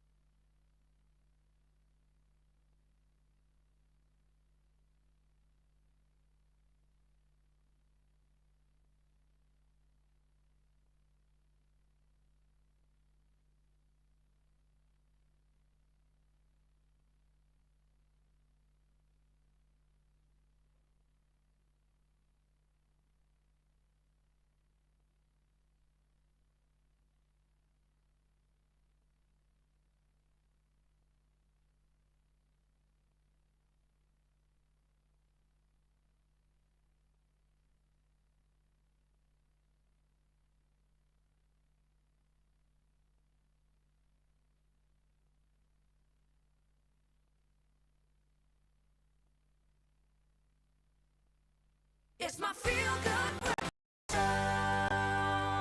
Yeah, Mzansi, welcome back. Your Feel Good Breakfast show. And we have been serving you with all the hacks in the world, and it's carrying on right now. Now, we are back with organizer and interior designer Danny Cohen, and we are going to continue this discussion on home hacks to make load shedding a bit easier. Now, we have already touched on budget-friendly ways to keep warm on the remaining colder evenings of the year. And now we move on to more general tips and tricks ranging from internet connections to wrinkled clothing. Now, Danny's advice is definitely going to help us with this and a whole lot more. I love part one. It seems like we have ticked that box definitely. But let's talk about the rest of this, because obviously there's a lot of other things that are being affected during load shedding, which we didn't touch on earlier. One thing, and I think everybody's going to feel this, is internet. What happens when we lose power? Our router goes down and we don't have an inverter to power it up. What do we do with internet? Because that is like something we all are like dependent on so badly. No, 100%. And that for me is the most frustrating thing from this whole load shedding. Is everything relies on internet in our household. Exactly. You want to watch something or work and you can't, especially when the signal goes bad. So we're completely relying on Wi-Fi. So I actually recently learned this little tip where I'm not too sure what exactly the cords are called, but you can actually plug in from your power bank to the little Wi-Fi router through these little cords. I'm not too sure what they're called, too technical, but literally it works. It's amazing. So as long as your power bank is charged, you plug through the Wi-Fi router and it actually... that makes sense. We've got a visual up of this right now for you guys that are watching. So I'm actually looking at this and I'm like, why didn't I think of this earlier? Literally using that same USB output cable that converts into AC power cable and plugging it straight into the router. Voila, we have power. I didn't think about that. Right, and that's just with a simple power bank. You could even use an emergency light if it does have power on it as well. Like a USB and whatever. Just a bit of creativity and that solves that problem. All right, so we've got internet sorted out. We've got other issues then. That involves like the fact that, yes, we spoke about things getting warmer, but what happens when we're moving into these warmer months now as well? And we want things to stay cold. The freezer doesn't work. What do we do? And the aircon and The fans. aircon, yes, For all me, these those things are that work. Yeah, forget about the this. big ones. This is a problem that we're actually going to definitely experience going into summer right now. So what do we do? 100%. So obviously, ice blocks. Oh, I was like, Yeah, is this an you get organization, Trey? I What know, is this? how nice. Okay. So there's different, obviously, yeah, cute ones. And obviously, you prep. So you make sure you check your load shedding schedule and pop your ice trays in. It should be okay. And this little nifty trick I absolutely love. So this is like, it's quite cute. But this basically, you can pop in the freezer, little ice in it. Okay. And you can actually put it around like a bottle of champagne, bottle of wine, Coke, whatever it is. You wrap it around and there. you wrap it around it, so it just helps stay a little cooler. Okay, So this nice. I absolutely love. I actually haven't seen many of them, so That's I love pretty them. clever. And I was just thinking, cute. like, maybe just using like the peas and then they're using like a pea bag to go around there. Yes, and put it in in ice frozen pack or peas. something crazy. Yeah, exactly. I yeah. see where you're going with this. So the creativity is really what's standing out here. And I feel like there's a lot of things like this that we could have at home that we should be using, but we're not because we don't know how to. 100%. Yeah. So let's talk about some of the bigger issues and things that we didn't maybe prepare for when it comes to load shedding. And now it's like, shucks, we don't have a gas stove. What do we do when it comes to making food, preparing a good meal? We've got a family to feed. Yeah. Is there an option? Is there a way around this? Because I can't think of it really. I know, it's such a struggle, but I feel like I always stick to like cold foods. So prep your sandwiches, salads are always nice to make. Yeah, just basically anything, unfortunately, on the cold front. But I guess like it kind of forces a creativity because again, it's like what can we experiment with when it comes to cold foods? And then again, the South African tradition, a braai is always something. A braai, exactly. Doesn't need a big electricity. one. Yeah. Exactly. How could I forget? That's like integral. I think a fire just serves so much when it comes to South Africans. We just, the minute you hear the crackling of that wood, the minute you hear anything, it's like, it's a vibe, it's a mood. And 100%. I think that's what you are, Danny, as well. So again, there's so many hacks that you've come through with. I think Mzansi is already grateful for it. But if they get confused with taking all this information in, I believe you have an online course and an ebook that they can get more of this advice from. But talk to me about that. So the ebook is completely free. We spoke about it last time. It's more on the organizational front. Introducing me and what I do. And my online course is actually basically teaching how to become a professional organizer. Nice. I've learned so much and I decided to basically do a little online course. I love that. Thank you. So we can find the dash of Danny within all of us. Thank you so much for coming through. Thank you, Those are your life hacks when it comes to load shedding. Danny will hopefully be around for more hacks that can serve us. But if you've got any tips for us, of course, come through on our social media channels and maybe use the number 063-408-8863 because we'd love to know what other hacks you have besides all these incredible ones. Well done. Thank you. Work, salary, benefits, location, and culture. That's certainly become really important these days. If you have all five, then you probably work at your dream job. But when you can't have it all, what would you be willing to compromise on? Time to find out in another round of Would You Rather? Da, da, da, da, da. Okay, so my man, being the mature, intelligent one on the team today, here is the scenario that I'd like your insights on. I'm ready. You're looking for a new job, and you've received 2 offers, both quite tasty. Option A, choose job 1. Great salary, great work, but have to relocate to a different town. And it's a big relocation. It's not just like one town away. Option 2, you choose job 2. Great work, super close to home, but slightly less moolah, a little bit less on the salary front. I have a feeling we've both probably been through this gateway a couple of times, but we work all over the place as well. So how does this kind of apply to your ecosystem? So there was a time where I got a job offer to go to Johannesburg, and I was going to take it if it didn't fall through. It fell through due to an administrative problem. Oh, wow. But it was a big job in Johannesburg, and I was going to take it, was the money what motivated you, or was the quality of the job? It was definitely, it's both. So it is, yes, it is the money, I'm going to be honest, it was like number 2 on the list. I think number 1, it was an opportunity to be on a national broadcaster, you know, in that radio space. And I think that was the really great thing, to be a step up from regional. And that was the... I liked it because Could it they was... afford you, bro? It was... Could they even afford you at $1 million a month? Whatever. So that's what I'm saying. I think that I don't mind the relocation. It's for the betterment of your family. You're getting a bigger salary. You live in South Africa. It may seem awkward. Oh, my, comfort centers are not around me. But I think sometimes you have to be a bit uncomfortable to get ahead. To grow. Yeah, you've got to break through those barriers. Let's hear what you guys were saying. Esti Burger saying online, hey, getting out of your comfort zone. Spot on. There we go. For a better future will always be worth it. I love that. Annaline, option A, a fresh start is always worth it and can be a benefit to you emotionally. Guys, you're so positive this morning. I absolutely love it. As well, option A, because sometimes a fresh start is some sort of an encouragement, and relocating can take you out of your comfort zone. Well there we go. Rukeya saying, I would love to travel, but also B, if A carries too much expenses. People, we have educated you. I want to say we very loosely, but this segment, would you rather think?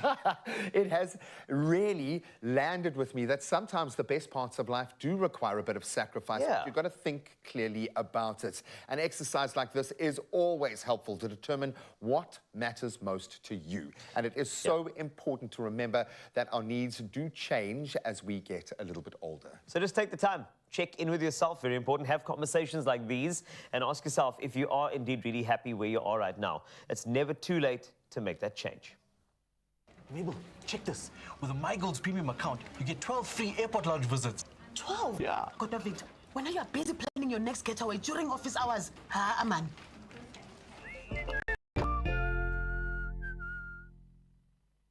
Oh, and every reason to not go anywhere, Mzansi, because we still have so much to look forward to on your Feel Good Breakfast Show. We've got Luck of the Day coming up, and then this man, the superstar, the entertainer. No smoke and mirrors, just raw, authentic talent, and it's waiting to serve you just after this. We'll see you after the break. Crouch, touch, but don't you dare pause. Because when you buy any of our favorite Clover products, keep the till slip handy and catch the Expresso Breakfast Show every weekday morning for more details on how to enter. While the box are battling for rugby's greatest prize, you can win your share of 80,000 rands worth of Weber Prize. So engage and win with rugby's greatest moments, brought to you with love by Clover.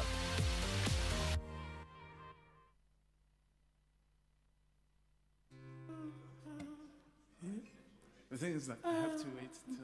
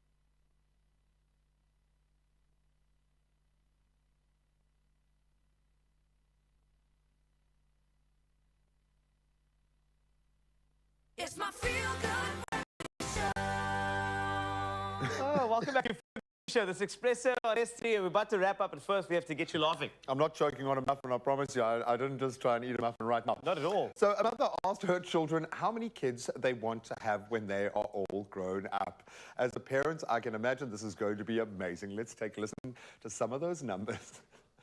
10 kids in 10 years. How many kids do you want in your family when you grow up? Stephen. 5.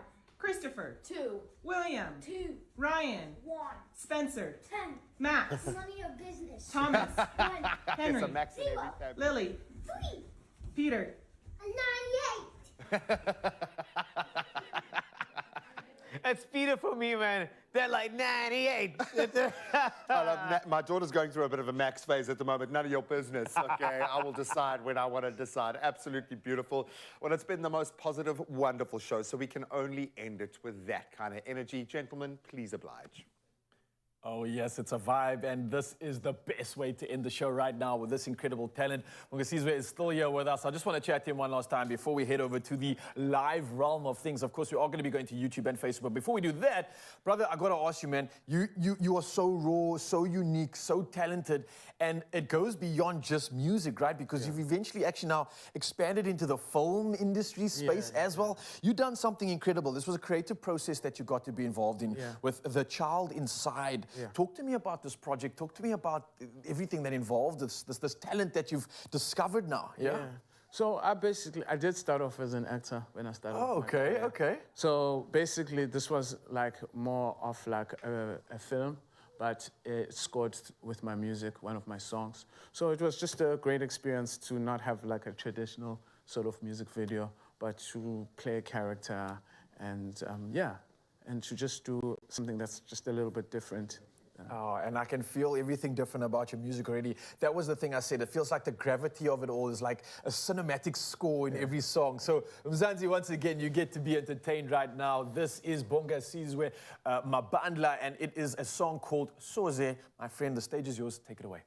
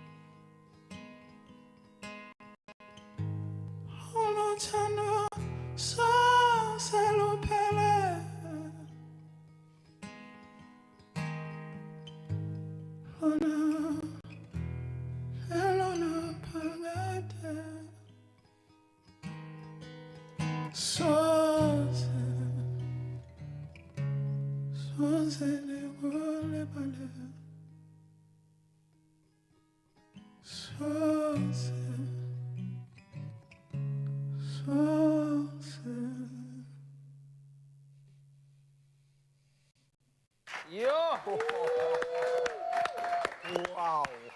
Yo, you know, there's a pause there because you don't want him to end. You don't want it to end. That is amazing. Bongaziwa Mabana, take a bow, please. We love you. Sure. We love you. Thank you so much. Thank you for opening that. I don't know, what was that, like an emotional conduit or something? was. Just incredible. Lullaby. It was all I came for, all I was here for was that, and I am so grateful. So thank you so much again, Bongaziwa. Thank you, Mzansi, for joining us, and we'll do it all again in the morning. Love ya. Adios. Well done, everybody. Good job. Another feel-good production.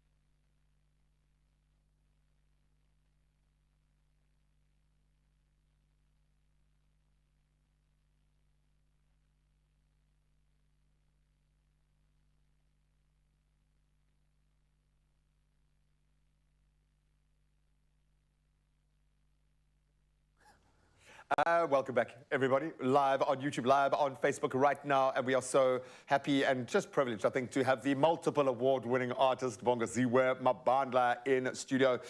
Really good to see you again. Yes, good to see you too. Good to see you too. How? Why? What on earth? How do you do this, dude?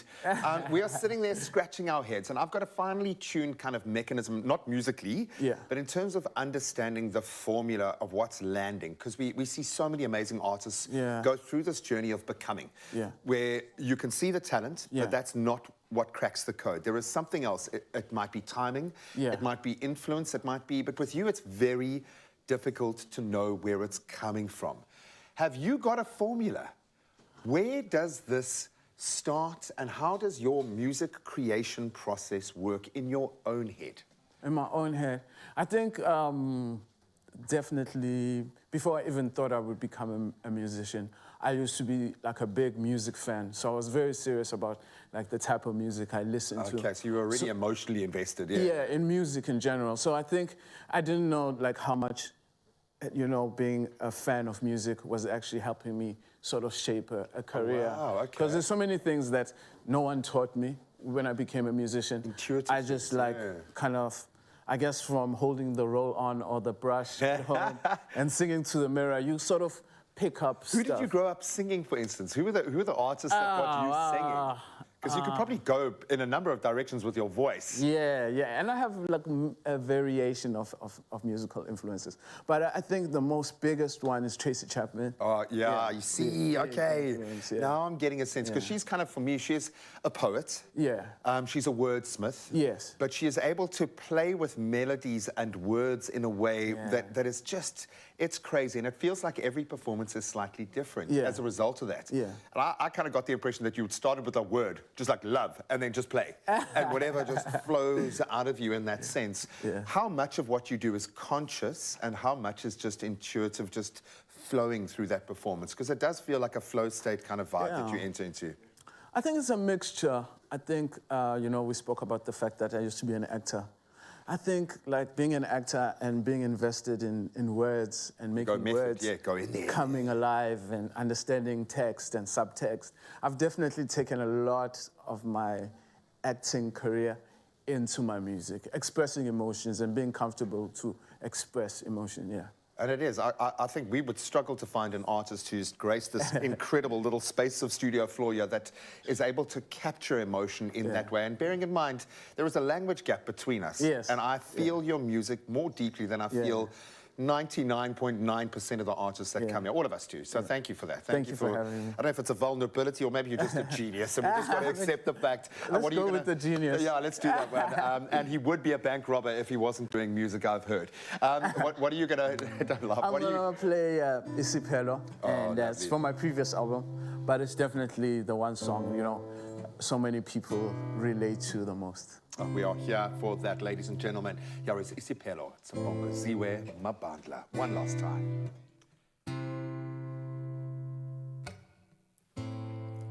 Oh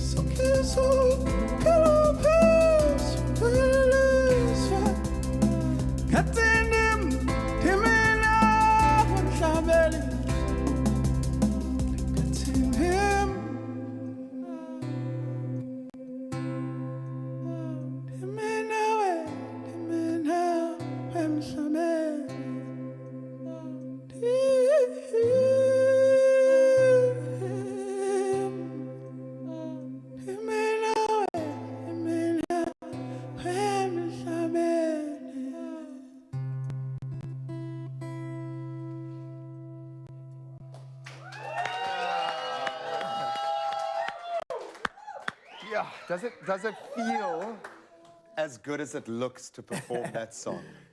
Sometimes it's stressful. When you get it right, yeah. Buddy, so two things that I'm going to ask you to do for me. The one is, because now you've shown me your Tracy Chapman kind of routine, please drop a little fast car cover or something like that on, on your TikTok, okay? Okay, on my TikTok. Yeah, so now you've got to go over and get onto his platform and see a little bit of that. I'm going to accept this challenge. Please do. And then when you win your Grammy next year, Next year, you got to mention me. You got to say to the guy who believed in me in that moment, more than anyone else on the planet, because I think I did right there, probably more than anyone else. I don't know why you have such an effect on me, dude, but you got to mention my name, bro. Right. Okay, it's a deal, eh? Okay. You saw it on, well, it's not on live TV, but it's live everywhere online. Maybe not next year. I don't know. Maybe next year. I have a feeling it's in the works, Mikey. It's in the works. But when that comes, we will be there to celebrate along with you, because you've brought us along this incredible journey, dude. Just keep doing whatever this genius, crazy thing that you're doing. But it's been amazing, and thank you for coming in. Thank you for having me. Giving all of this energy and love, man. We love you. One last round of applause online from wherever you are in the world. We love you, kids. Enjoy. We'll see you bright and early tomorrow. Well done. Thank you. Woo! Thank you, everybody.